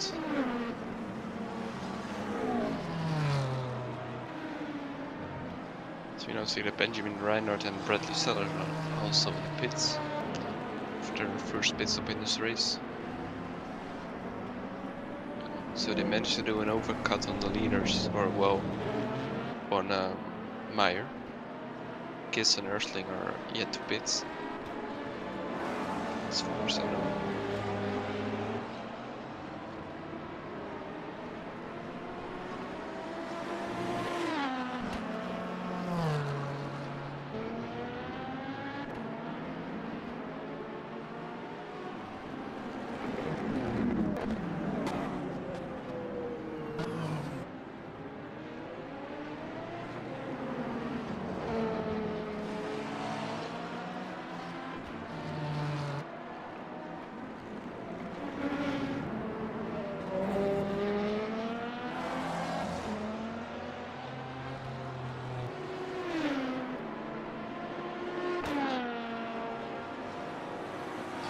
Fastest lap by Fabian Balle in GT3.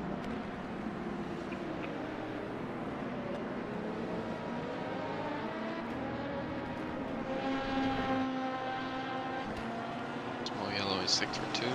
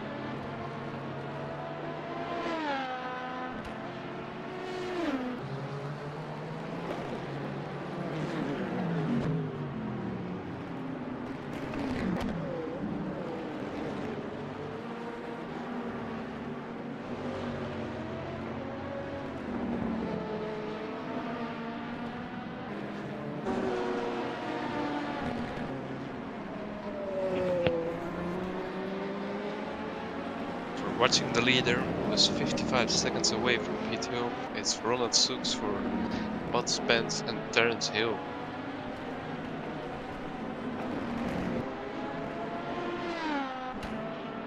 If they win this race, they can explain where that team name is coming from, because I have no clue at all.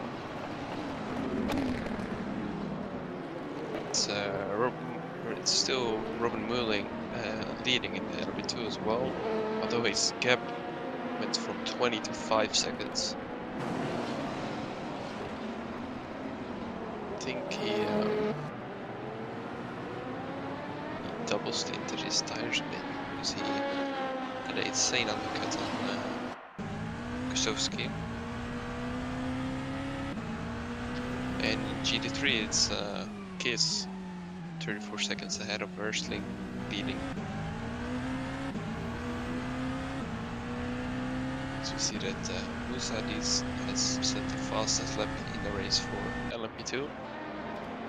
But this is our leader spun around, trying to enter the pits, I think.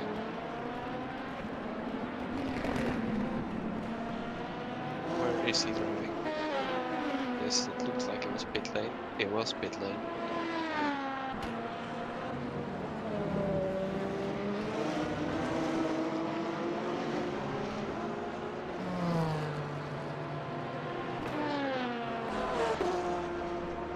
That is moving in pits.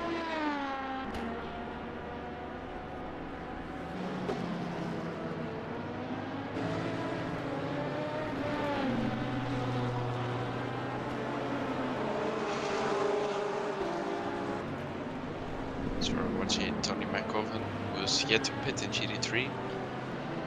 And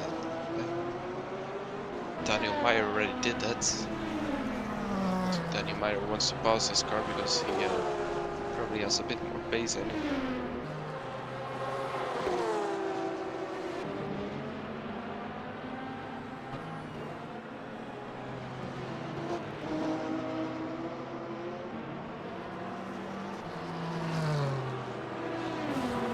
Oh, and it's it's McGovern spinning around there into turn 3.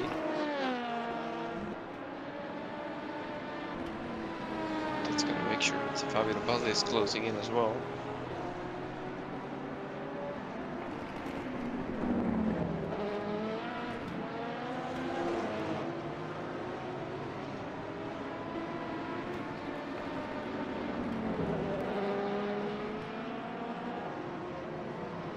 Oh, and that's a GT3 without the rear wing.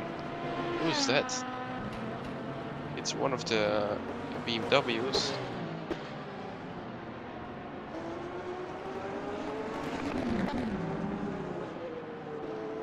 See that Daniel Ashling is in the pits, and if this is going to be code 80, it's going to be perfect timing for Daniel Ashling.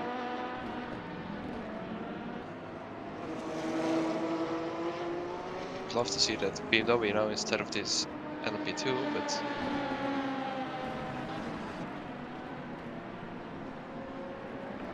they managed to go to Victor Brasselet. Oh, and 2 cars off in the background as well. They better not be the GT3 without the rear wing. Because here is letting someone else by.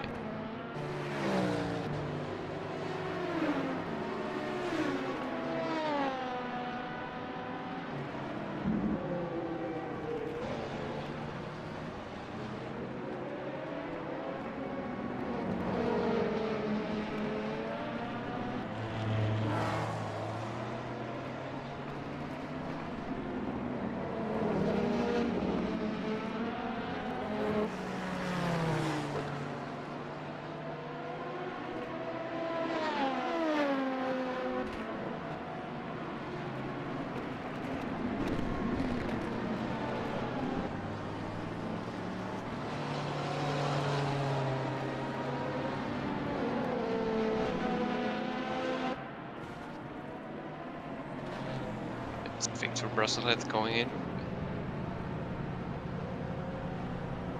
Same with Balaskis is now going in together with Dano Erstling and Mekoven.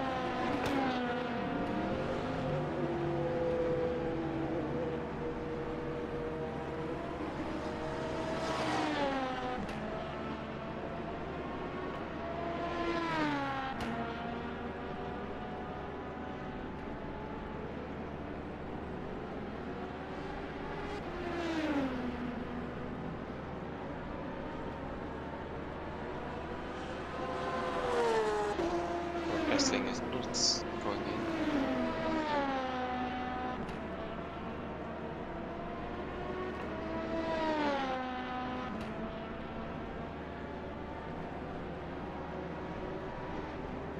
So we have another yellow in sector 1. She's gone again.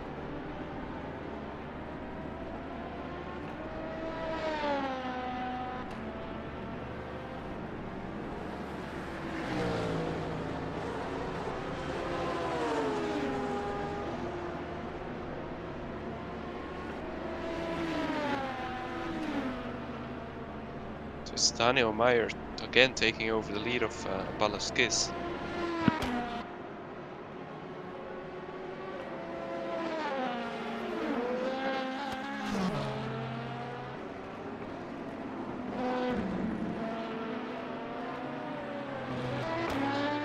Oh, and this is the OSR going extremely wide. What is he doing? Dylan Fasot just got into the car and that was an interesting way to enter the race.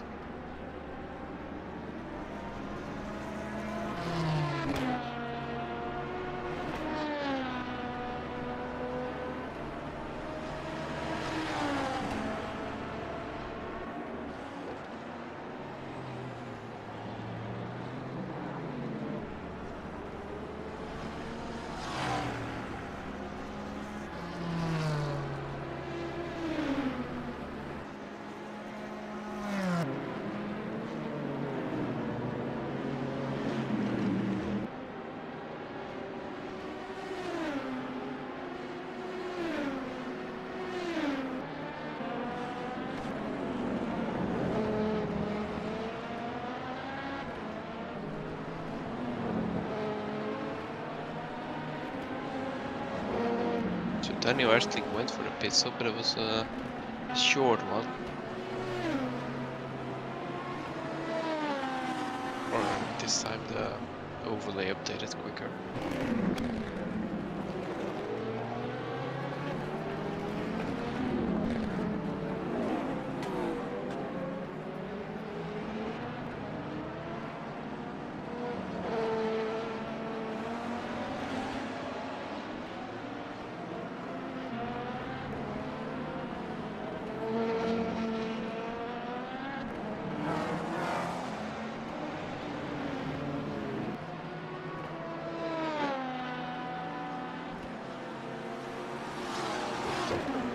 There is a penalty for Vernole.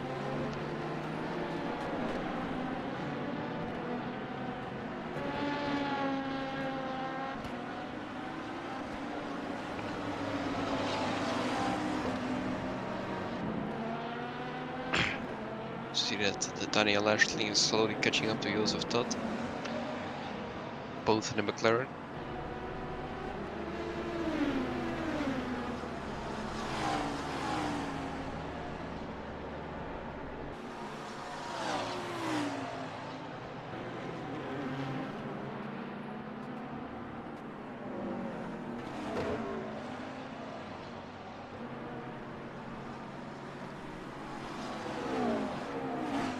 The gap is 7/10 now.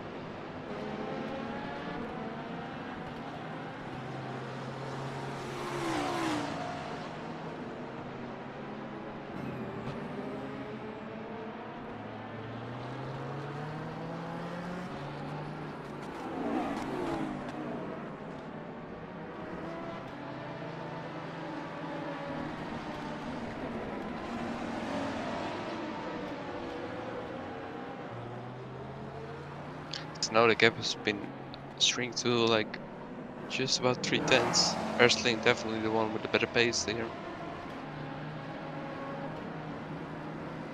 Going for the inside. Braking later. Todd is not making it a hard battle so far, it seems.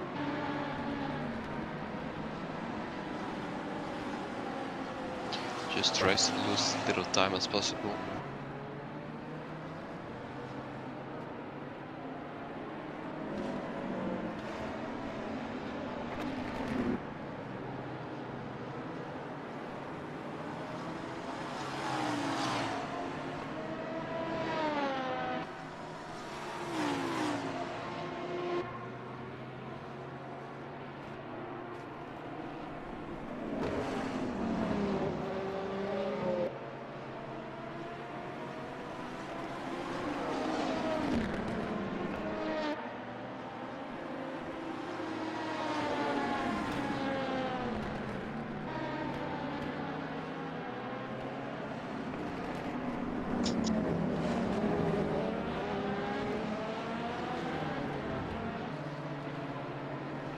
Four hours 40 minutes to go in this race.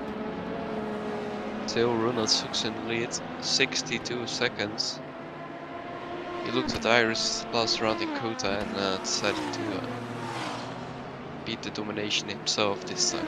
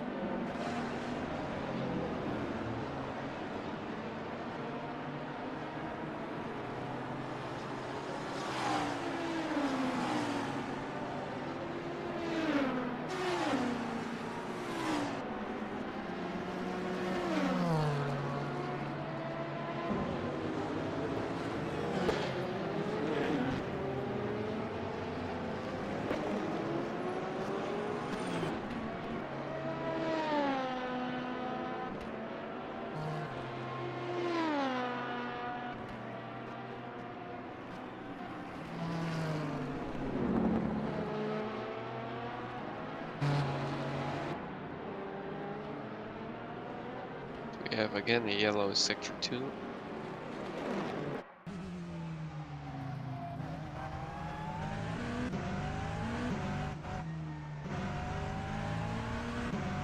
I think we're on board with Roland Sux here.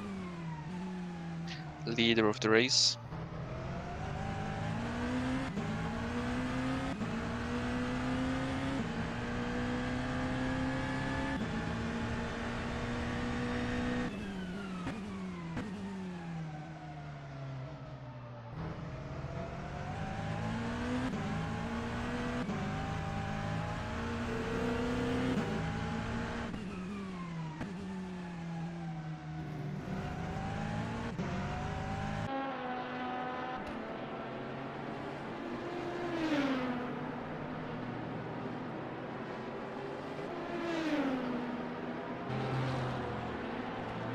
We here have Thomas Rushke running wide in the penultimate corner.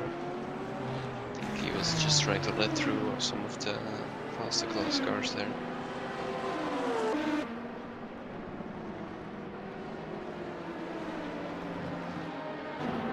See that Zagornev is 13 seconds ahead of Lestola, who is in 5th. But then again, as Steneker only 3 seconds behind him.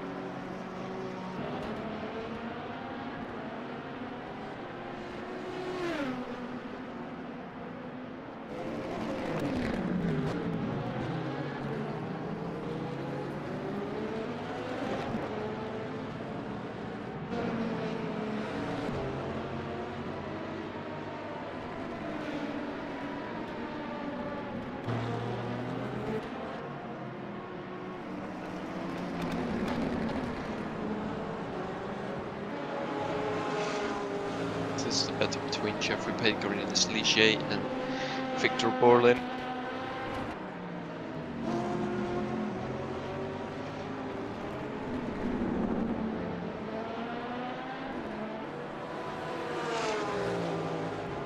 Going on to the main straight.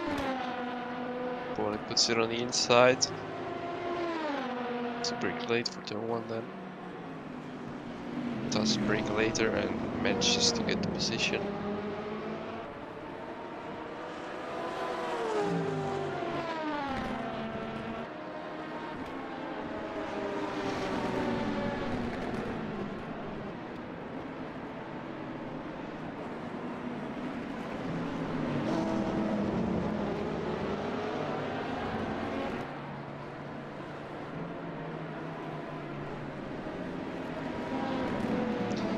They are passing the two leading cars of the GT3 field,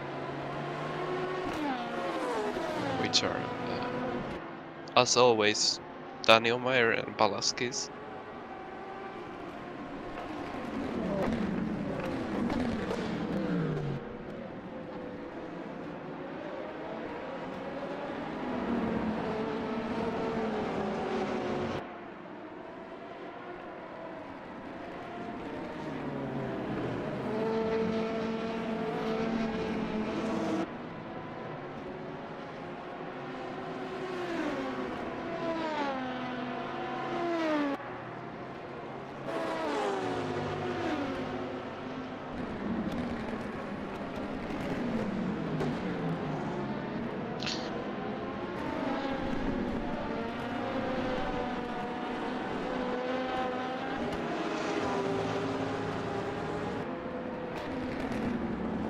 So Meyer obviously did the undercut on Kiss, and it looks like Kiss has a bit of a tire advantage now here.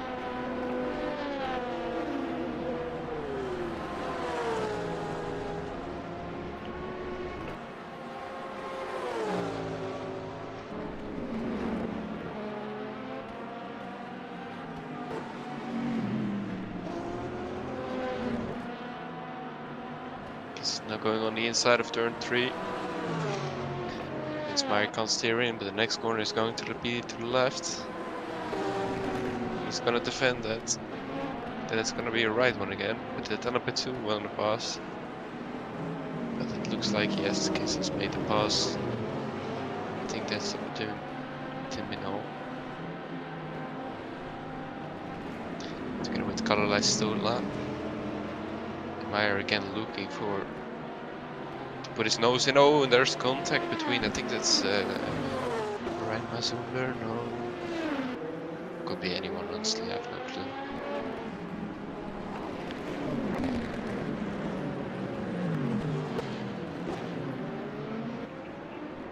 So we see that Enzo Locatelli is in the pits together with Sarikas.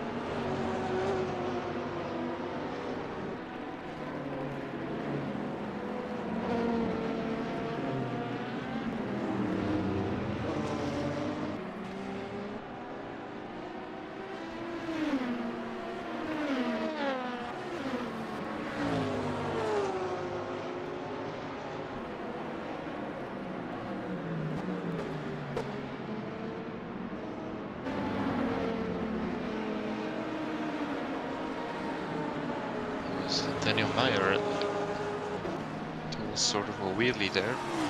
So this is Thomas Raschke. I think he's just letting him through again. 2 laps behind P13. Not a great race for the men from Bavaria. Also the Bavarian men.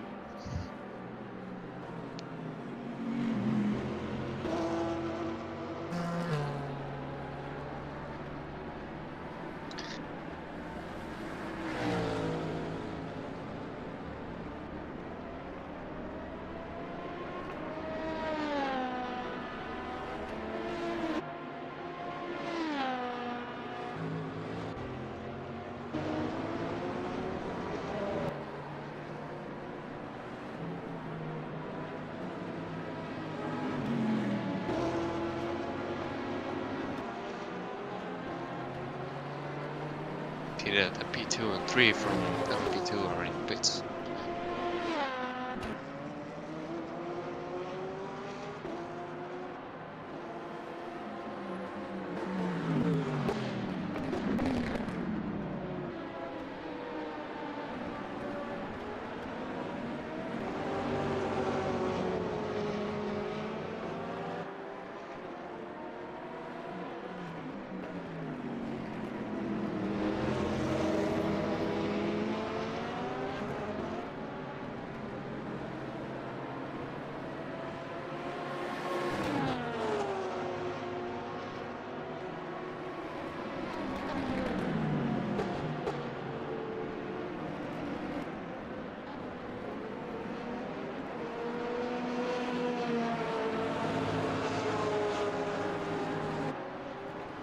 Jeffrey Baker also now in the pits. I think the other one are out already, although could be close.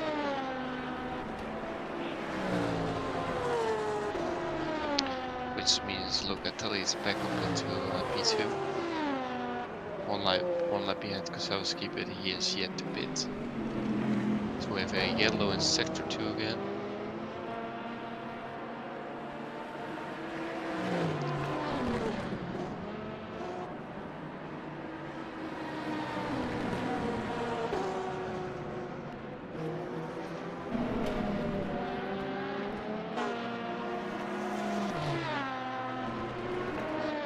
Kosowski now also in the pits.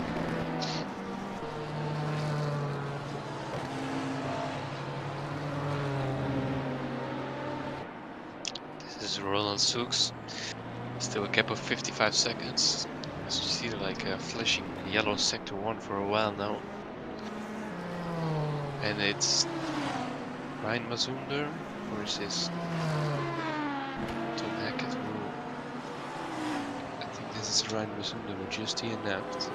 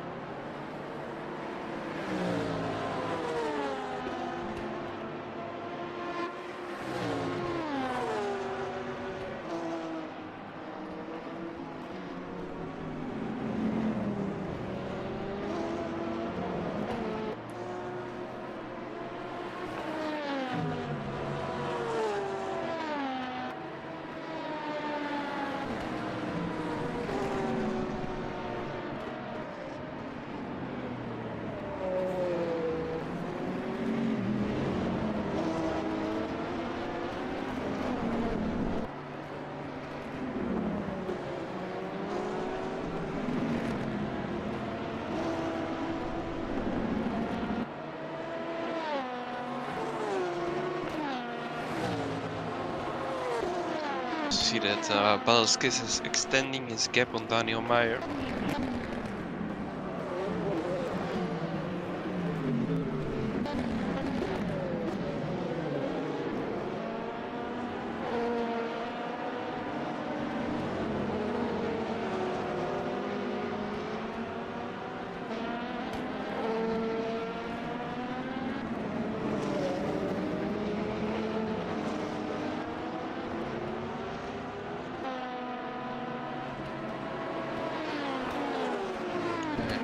So yeah, we see Maltsev is closing in on Mould, while Guerrero goes into the pits.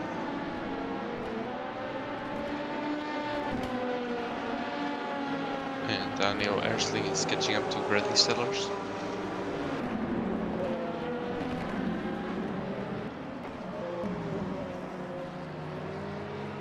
This is Dylan Faso,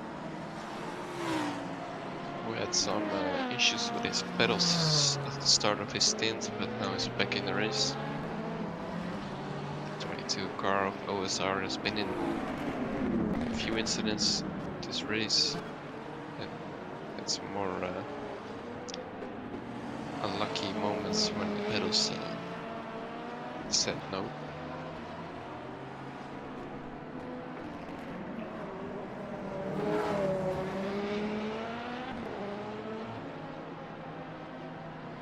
So we see Multas past Maltsev in LP2.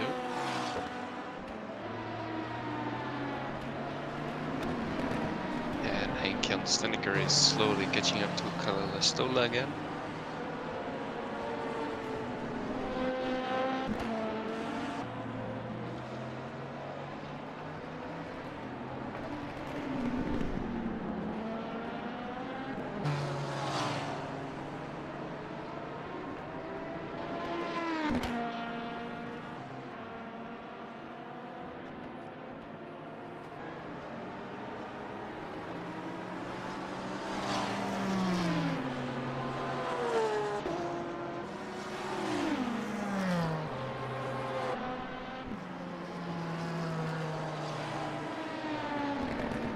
This is Daniel Erstling, who's now within a second of Bradley Sellers.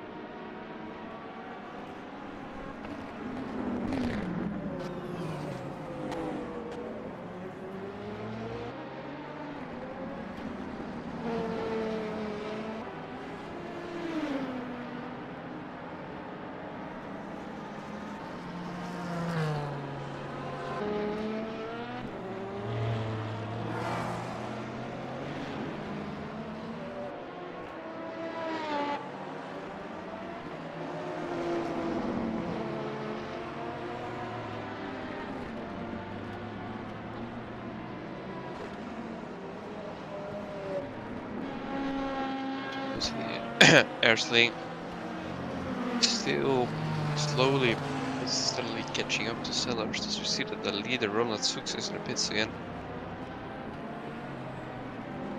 So he will shortly hand over the lead to Norbert Brecker, by the looks of things.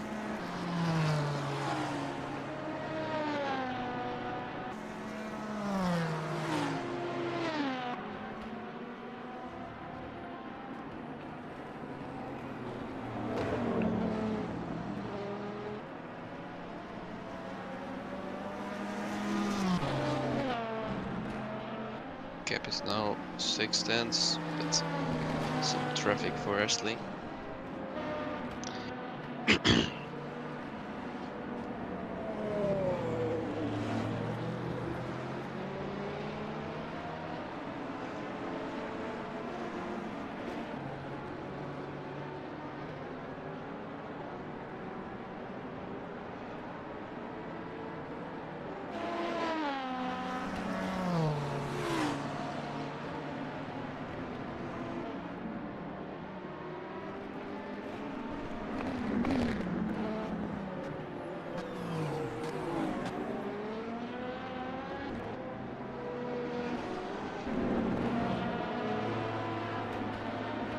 Watching David Melepastore for Neurotic Sim Racing.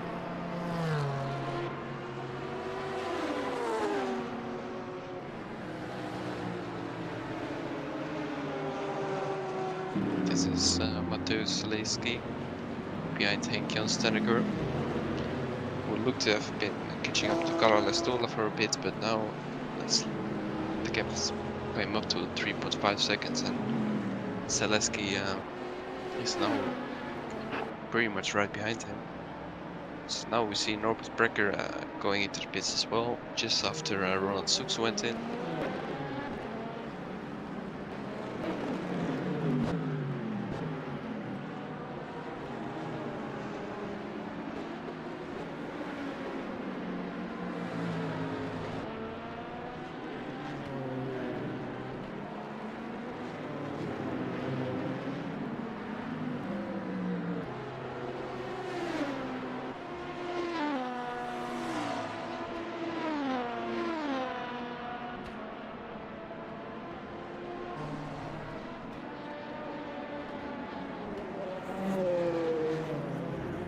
So, within a couple of minutes, the other commentator, Edward Hunter, should be joining us, but I'm kind of running out of time here. I have to do some other stuff in my boring life. So we still have the LMHs doing their pit stops. The GTAs are about to do that in 20 minutes or so. Leading is, well, definitely Roland Soeks in LMH. For the moment it's Sandak in LMP2 and Alles Kiss is back in the lead in GT3. And we have this interesting battle going on between Daniel Erstling and Bradley Sellers. I wish everyone much of enjoyment watching this stream, and have fun with my commentator Edward Hunter, who should be here in any minute. He's just getting himself some coffee. Bye and have a great day.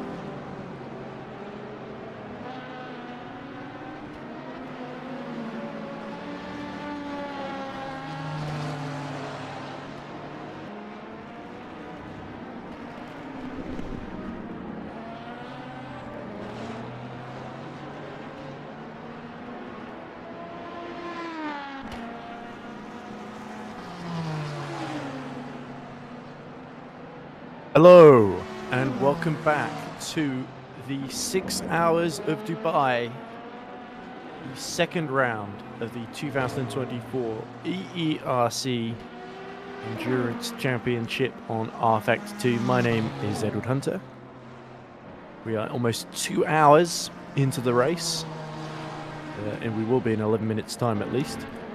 And at the moment, we're looking at the battle for 4th in the GT3 class between Daniel Erstling and Bradley Sellers, the Rookie Monsters driver, holding off the Bros Racing McLaren number 87. In Le Mans Hypercar, it's Roland Zux for Bud Spence and Terence Hill's team, the 666 Porsche. Ahead, leading Daniel Zelikan for Full Throttle Racing team by 82 seconds.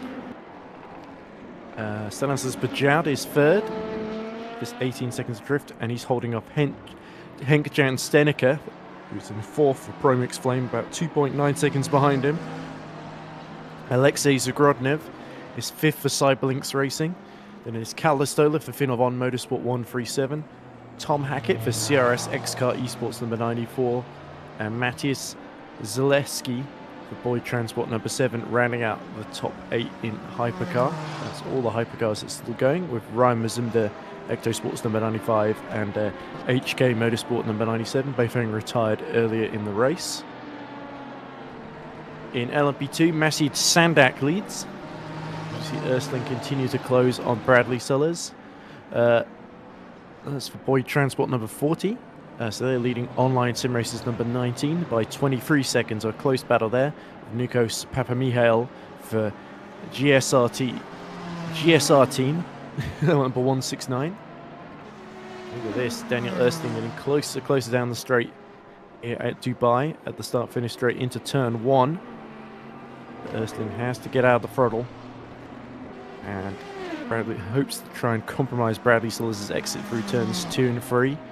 We get a long right-hander. That leads us into the little mini chicane, and then another constant radius right-hander. As you see an LMP2 coming through to lap the pair.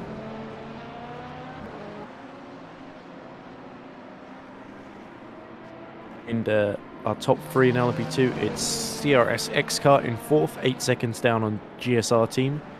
Then Cyberlinks with Alexei Maltsev at the wheel. With Victor Borlin for Valley Esports 23 is in 6th in class. Jake Johnson is 7th. As we just look at Bradley Sellers just continuously under attack here from Erstling. It is Stephen Fent in 8th for Shine Motorsport number 13. Leandro Finelli in 9th for Speedo Racing Team. 10th is Robin Mulling for Rookie Monster 73. And then last of the LMP2 still running is Stavros Mizadis for XRL Esports, recovering from issues earlier on. Ballas Kiss is leading for Simcoe number 43 in GD3. And is Daniel Mayer for Neurotic Sim Racing, 9 seconds down on him. Fabian Ballet for Team Iris is 6 seconds down on second place. Then it's the battle we're looking at on screen, which is one of the closest between Sellers and Erstling. Joseph Toff is about 12 seconds behind in the HHR. And it's Benjamin Reinhardt for Finovon Motorsport, who is just under 3 tenths behind Joseph Toff. And that's another battle that's going on at the moment. And that is very close indeed, as this gap extends to 7 tenths in total.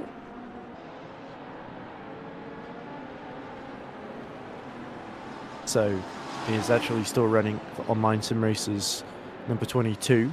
So he is about 11 seconds away from lapping Toff and Reinhardt. Thomas Jack is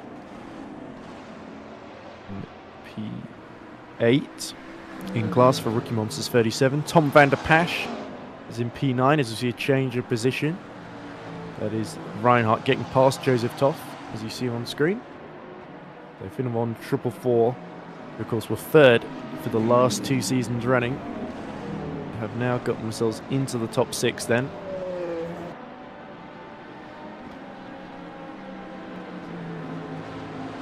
Joseph Toff at HHR held on for about as long as he could. Erstling, meanwhile, 6 tenths behind Bradley Sellers. So behind Tom van der Pasch, it's Zakiria Bidus for Online Sim Racers number 20. Matthias Santos for XRL Esports number 95. David Miel Pastor in the 711 for Neurotic Sim Racing car. Then is Mathieu Vanole for Renegade Sim Racing team, number 162 Mercedes. Thomas Raschke for Frinavon Motorsport number 48. And finally, the GT3 field.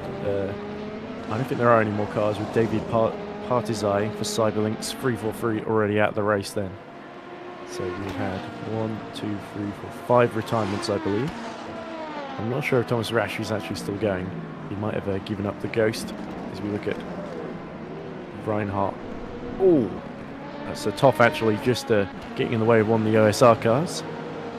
Just trying to lap it in the LMP2.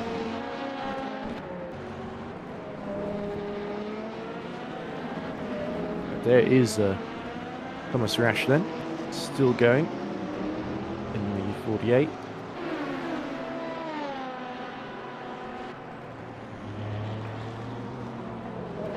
And there's Tom van der Pasch, 4 seconds ahead of Bidus, and about 86 seconds behind Thomas Jack, unfortunately for him. Meanwhile, Reinhardt starting to really hold up Dylan Fasso. That was the car we saw that made contact with Joseph Toff. There we go. Fasso gets through, so Toff free to continue his battle with Reinhardt as Erstling continues to shadow Bradley Sellers, as we see on screen.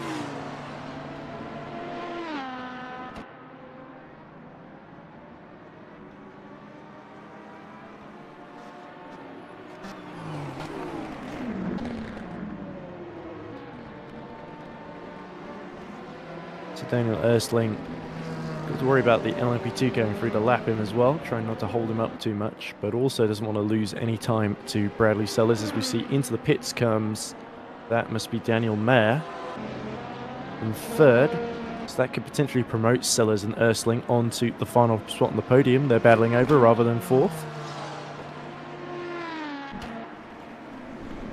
Of course, we are sort of in the next phase of pit stops at this point. Erstling continues to harass Bradley Sellers. Bros Racing, not a whole lot of experience in EERC. Maybe a couple of races last season, but apart from that, they are pretty inexperienced. So great to see them really mixing it with the big boys in GT3.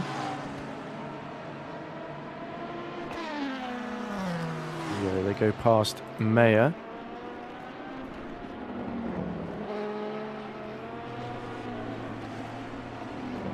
So Reinhardt and Toff should be going through as well. This would drop Daniel Mayer to 7th then.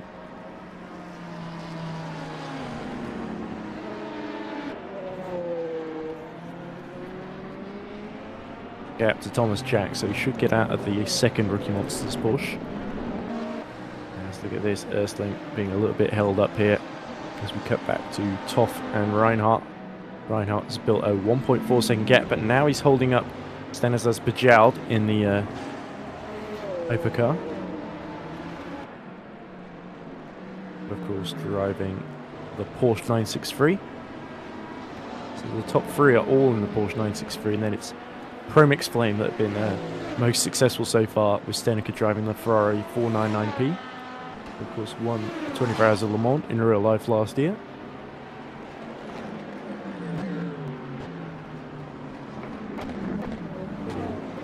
Can't really quite count out Reinhardt for the overall victory in GT3. But certainly he's looking good for a potential podium at the present moment, if he can keep his pace up. Yeah, 158.8, so a tenth slower than Erstling in front of him. He's 13 seconds up the road. And Bradley Sellers is slightly getting a bit between his teeth as well, 158.5. So GDs are probably where the most action is to be found right now. But the prototype's still a lot of strategy playing out at this phase in the first 2 hours. Well, we're about to enter hour number 3, of course, once the clock ticks over in about just over 90 seconds time.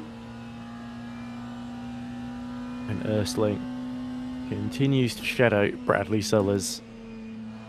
Of course, the well-known Rookie Monsters driver drives for Lunark in GPVWC FS1 as well.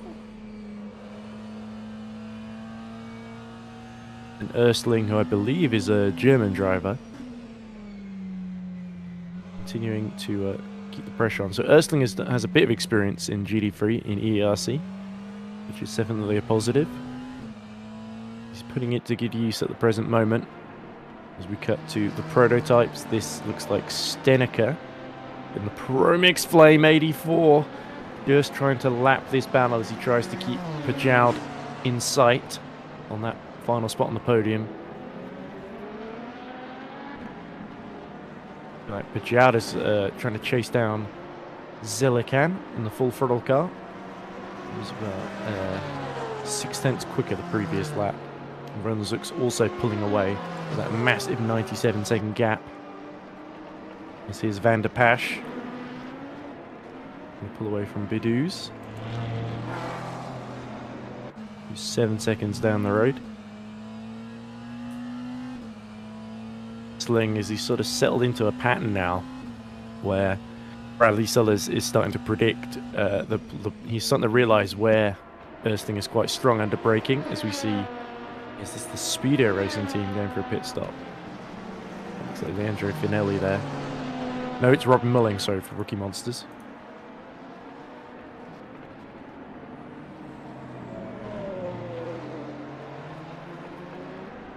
There goes, that looks like the LMP2. Oh, it's trying to lap them there. That's the 9th place LMP2 in class. That's probably Leandro Finelli then. Number 45.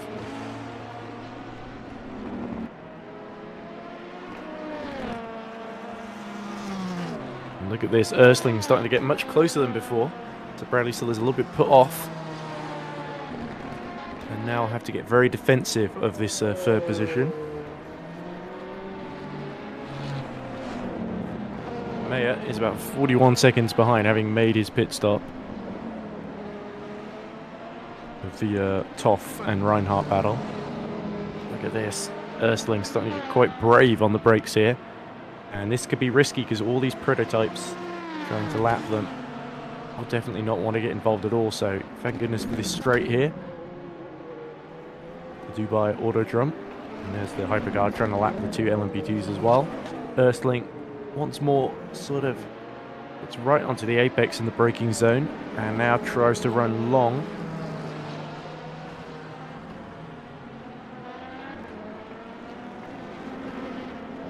Not quite able to take advantage, unfortunately.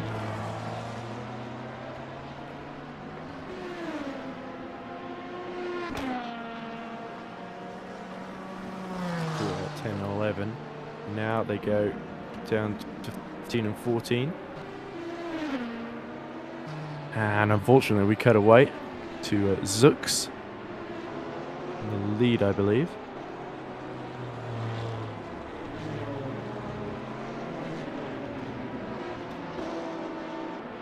Unfortunately, as we see Fabien Ballet pit from second for Iris.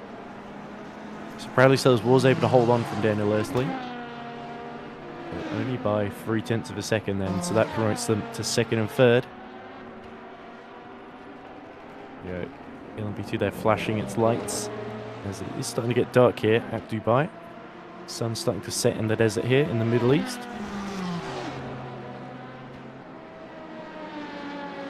Ooh, and the hypercar having to go all the way around the outside of Bradley Sellers there at 3 and 4. It's certainly not ideal.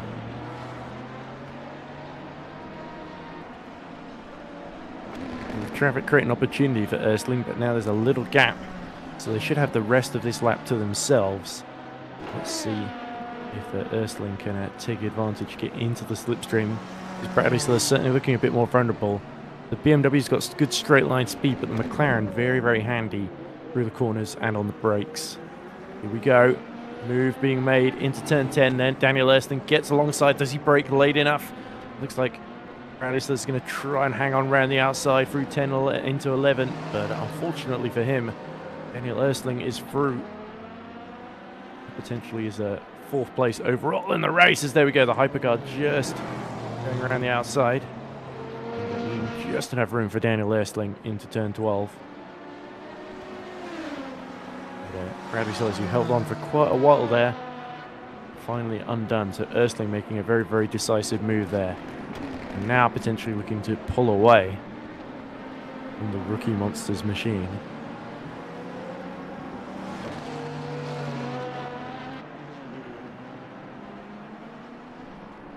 This is, of course, still the closest battle on track. Is that the Rookie Monsters LMP2 coming through? No, it's an OSR car, sorry.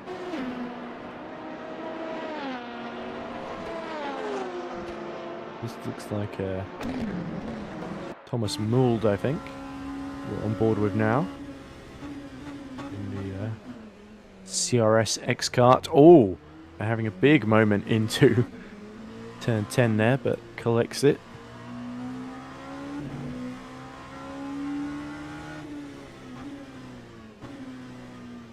6.4 seconds by Nikos Papamihail, as you can see at the bottom there. Joseph Toff has gone into the pit lane there. So that promotes Newcomb, who's gotten aboard the Irish 77, and Mayer up a place. So Nick Newcomb, crucially 5.9 seconds ahead of Daniel Mayer, Neurotic Sim Racing.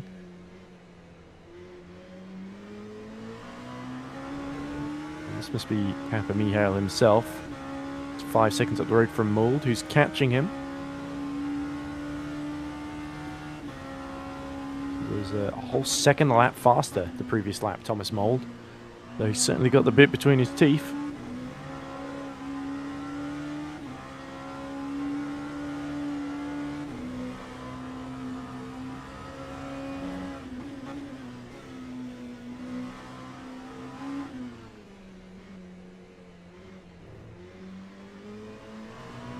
Take a few more laps of sustained action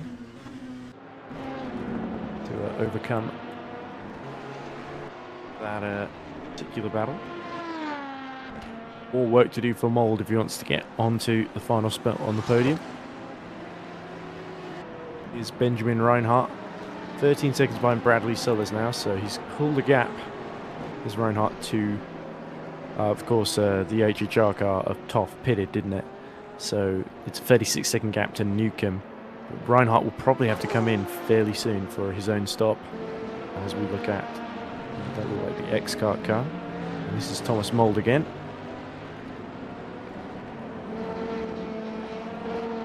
Fourth place in class.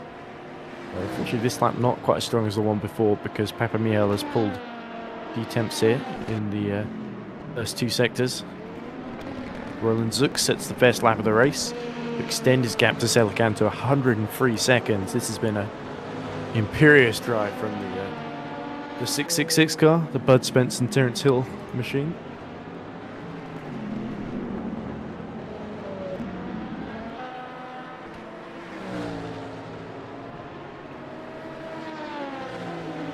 Let's see what people are saying in chat then.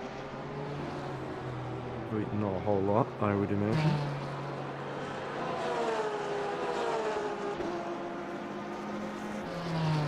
Oh, as in comes... That's not Faso, is it?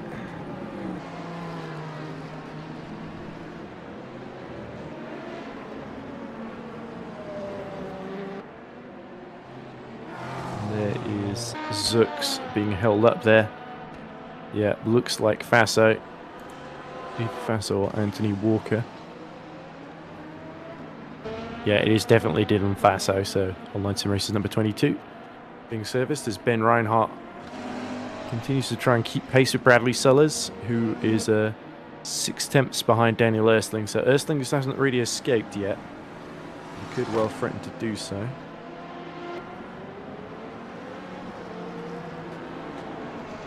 Okay, there are some comments in chat.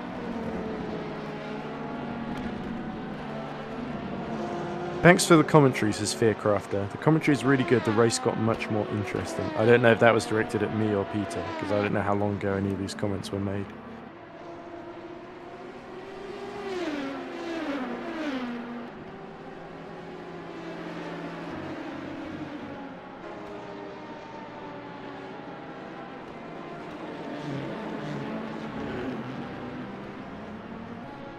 24 people still watching. One of them is me, of course. So that'd be 23 people, sorry. Look at this lapping attempt there from Zux. He's not taking any prisoners, even on the hypercar class.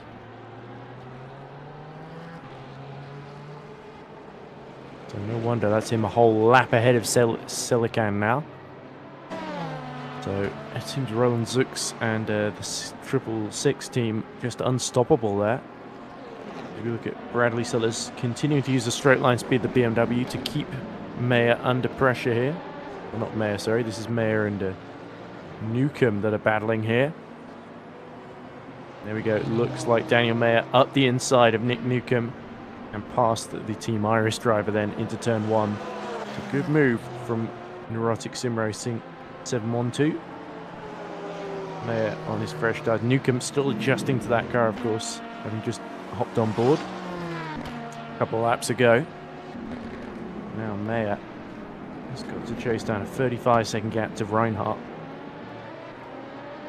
He wants to challenge for 4th in the overall order.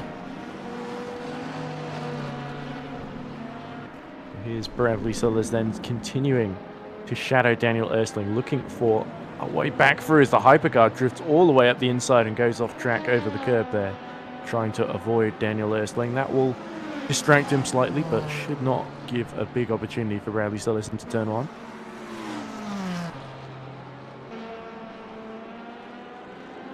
Certainly after 2 hours, 10 minutes, some fatigue starting to creep in to this EERC Hypercar LMP2 and GD3 field. Papa Mihail has pit from third, sorry, in LMP2, so that promotes Mold into third.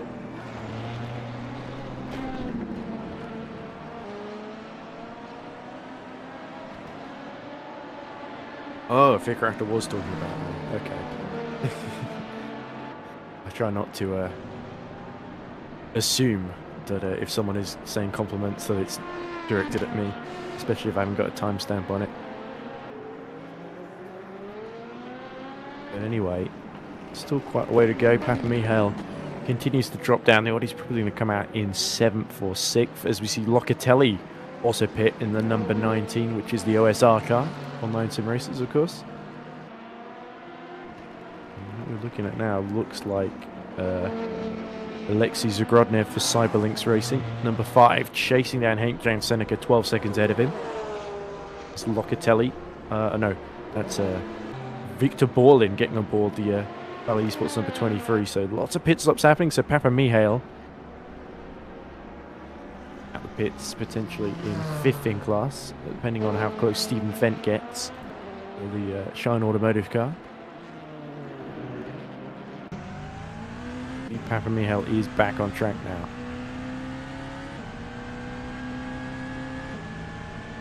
Meanwhile, Bradley Sellers, there we go, pits from 2nd. So he had just gotten back past Daniel Ersling while we were watching the LMP2s pitting. And it's Rookie Monsters that pulls the trigger first in that fight for what could be 2nd, 3rd or 4th, depending on how the fuel strategy works out here. Ersling is going to try and extend then. Let's see if that pays off, but it will be Rookie Monsters to get the undercut. Reinhardt will now go through into 3rd position in GD3. Right on board with, this must be the Ferrari, of course, of Cal Listola, the Finnavond Ferrari. First time we've ever said that. Finnavond usually favour the McLaren in GD3. Oh! And oh! That looks like a... Is that the Renegade Sim Racing car? Oh, that's a really inconvenient position right at the inside of 4 and 5. Needs to move that car. That's the Mercedes, of course. Completely in the way and nearly held up Benjamin Reinhardt as well. Luckily, not too much harm done there, but a couple of the LMP2 drivers, I think, will be very annoyed there. Kelly is going to come out from his stop. He is stopped from 3rd, and he's going to come out in 5th. Bradley Sellers should emerge behind Nick Newcomb and somewhere around Thomas Jack territory.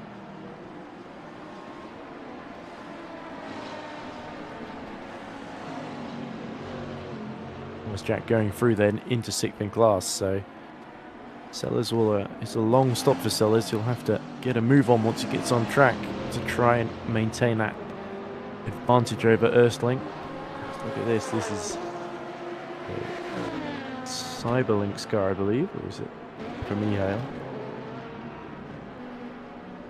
I'm still learning a lot of these liveries because it's the first EERC race I've done this season. I wasn't well enough for the season opener. And I had to give that one a miss. At Kota, of course, on the 30th of March. But for those who are not familiar, they do ERC do these races monthly then.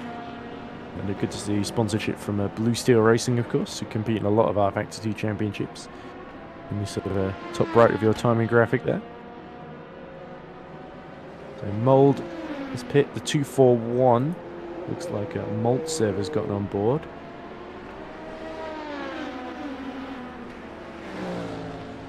Which one was the 241? That's, yes, the Cyberlinks, of course.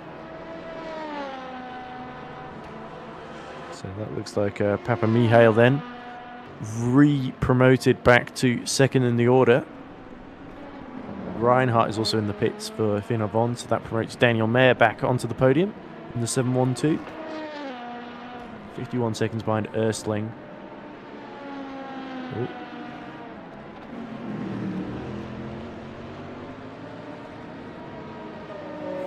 Look at Bradley Sellers' lap times. 158.8 then on his first flying lap out the pits. So he is over a second quicker than Thomas Jack in front of him in the sister rookie monsters, of course, which is 11 seconds up the road. So Maltsev and Mold are both fighting each other on pit exit here. Mold has come out half a second behind, I believe, as they rejoin the order.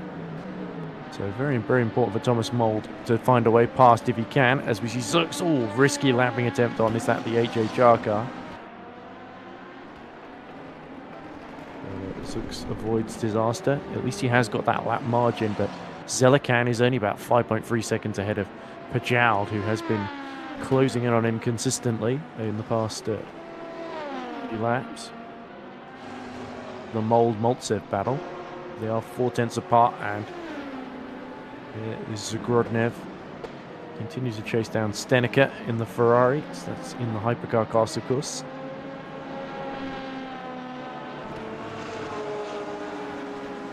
And the Maltsev-Mold battle is 2/10 apart. Would love to see that play out. And it looks like Thomas Mold is going to try and make a move for 4th position in the order on the Cyberlinks car.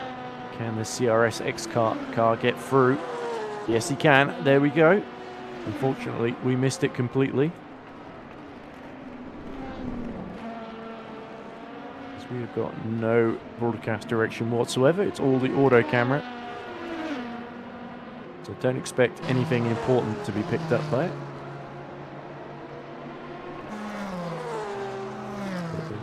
Having a spectacular fight, it looks like, from the timing screen, but it's Mold. It is just alongside then, so they must be going down the straight towards turn 10, I would assume.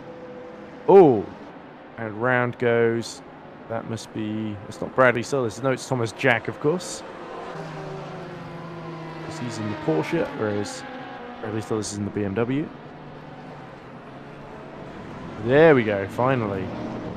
To Mold ahead of Maltsev, and they're being really held up by the traffic, so that is what's dictating that battle. But hey, let's not watch any of that. Let's look at Sandak hitting from the lead in LMP2. There we go. Looks like Mold has made a break for it through the GT3 traffic here. So Sandak pitting will put Papa Mihail back on the lead lap at least. Pajard now only 4.7 seconds behind Daniel Zelikan.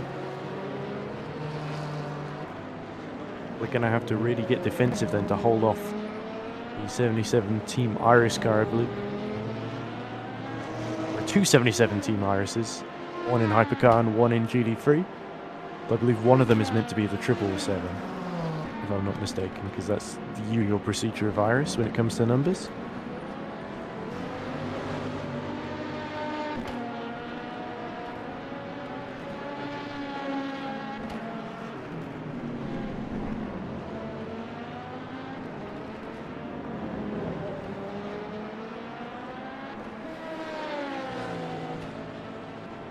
By the way, if anyone wants to hear more commentary from me, I am probably going to go for another 2 hours or so. And I assume nobody will be around to take you through the finish because we just don't have any commentators around. But that's what happens when you don't pay anyone.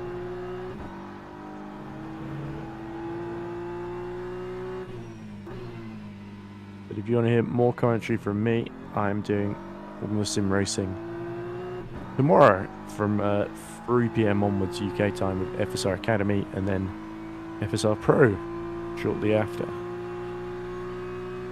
So Thomas Jack is pitting, and that makes sense because the Rookie Monster number 37 car's tyres were starting to die as we saw at the final corner. 50 seconds then ahead of Nikos Papamichel.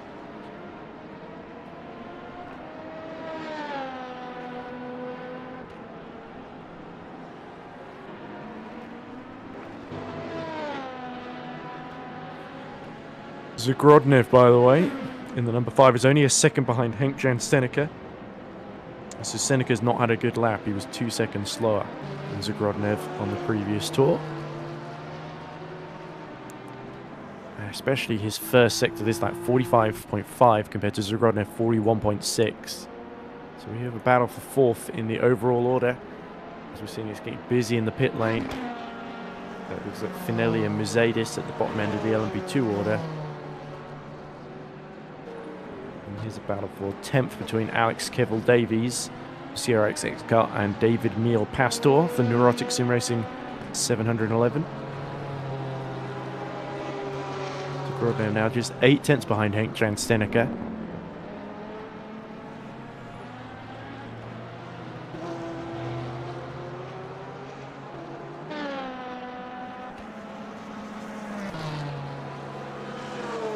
Pajald is also only about 2.9 behind Zelikan, who has gone back to being a lap down.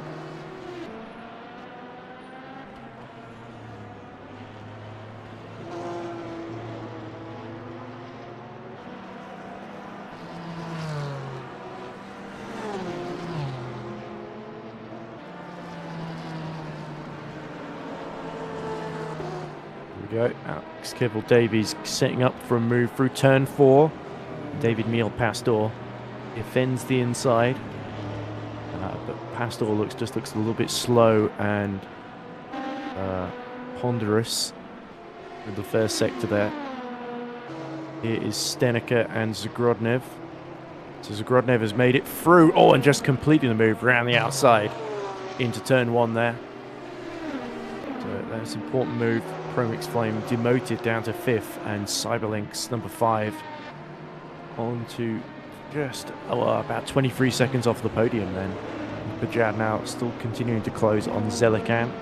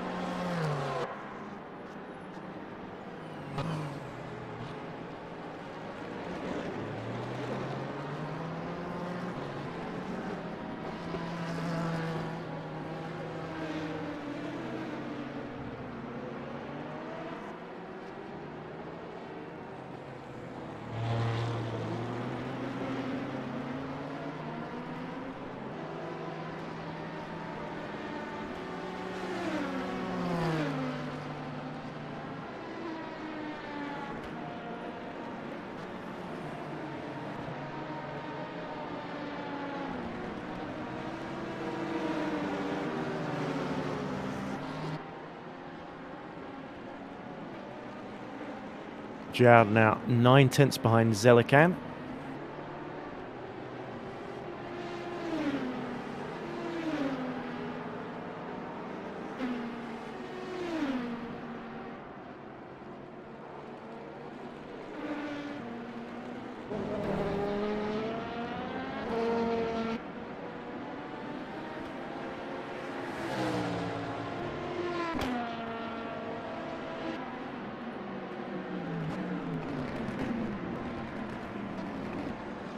And he's closing as well as we look at Mould trying to chase down Locatelli.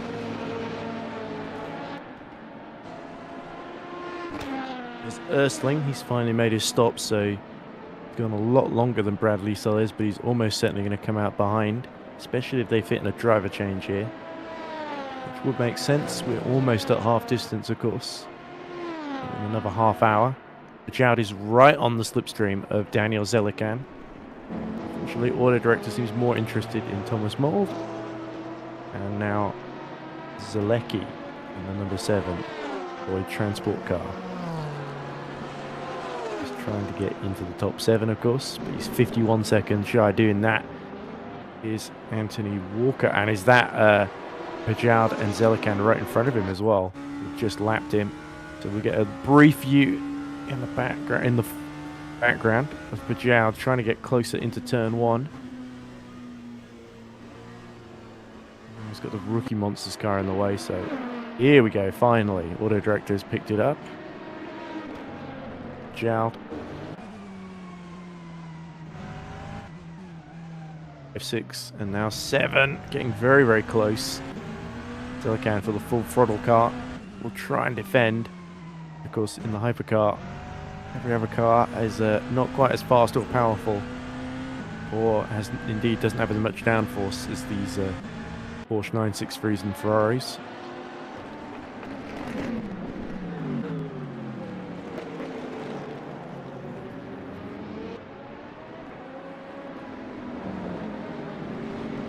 Here we go. More defensive work from Zelican, but has he gone too wide out of into turn 11? Into 12 they go, up the inside of the Mercedes. Bajoud, the Team Iris with the Racing Pride sponsorship, just next to the shark fin.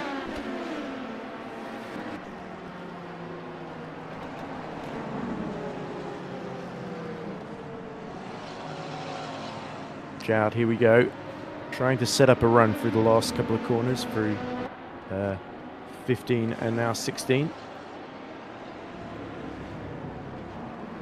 Onto the curb, tries to go full throttle, battling the full throttle car, and this could be the opportunity for Bajoud, who's been chasing quite a while here. Zux makes another stop, interestingly.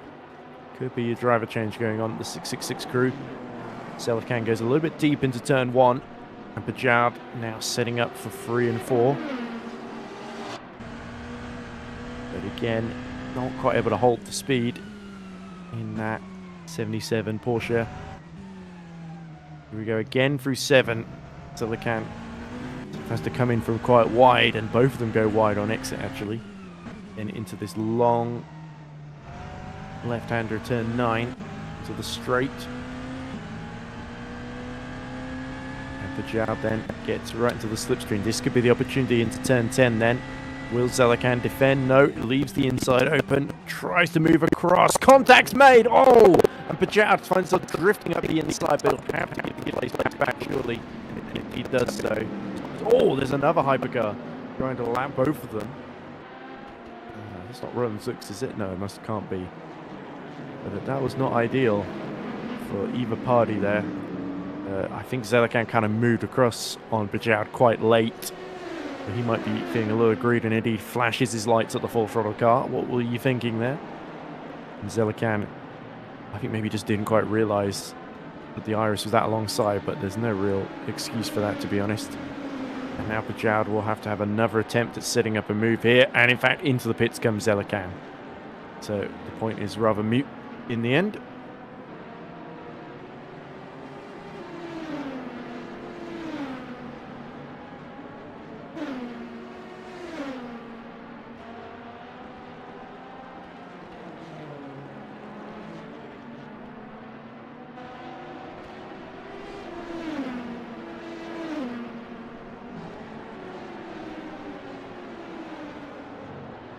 Anyway, Zelican and Zagrodnev now being serviced in the pits, so that promotes Steneker back onto the podium. And it looks like Kiss is being serviced as well.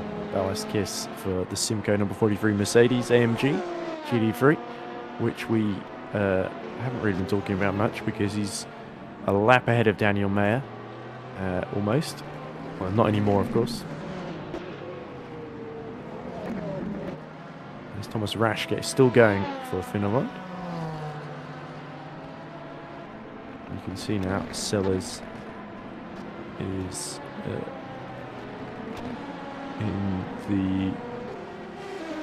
he's about 5 seconds ahead of Jesse Monrose, who's gotten aboard the Bros Racing 87. So Rookie Monsters, by pitting first, to give themselves a pretty handsome undercut, but Monrose is still going to be a threat to them in the next part of this stint.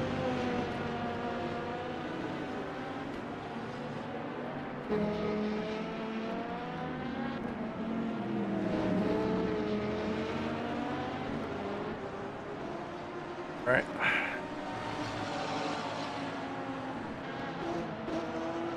I'm going for about 40 minutes now. So while these pit stops are happening, I'm going to take a short 15-20 minute break or so. And I should be back at 5 o'clock UK time, whereupon I will continue commentating. So I leave you in the hands of no one with 3.5 hours to go. It is in the Bud Spence and Terence Hill 666 Porsche that leads Pajau by 72 seconds now, with the 77 Iris having moved up to second. Sandak leads LMP2 for Boyd Transport number 40, 82 seconds ahead of GSR 169. Then it is Ballast Kiss and Daniel Mayer leading GD3, 35 seconds separating the two after Kiss's pit stop from the lead. But there's still plenty to play out there as we look then. The field continuing to circulate here at the Dubai Autodrome.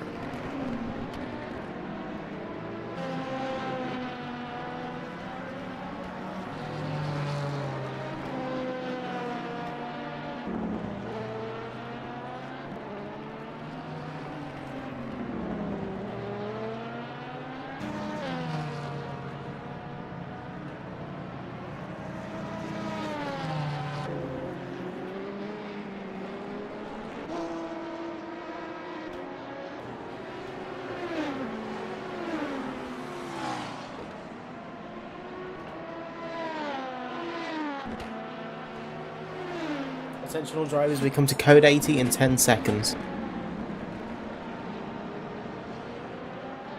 5, 4, 3, 2, 1, code 80, code 80.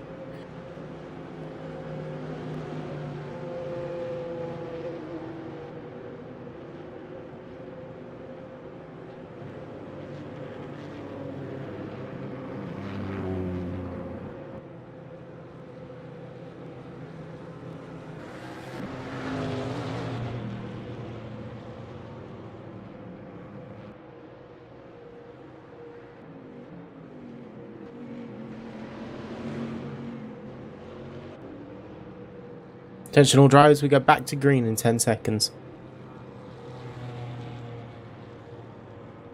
5, 4, 3, 2, 1, green flag, green flag.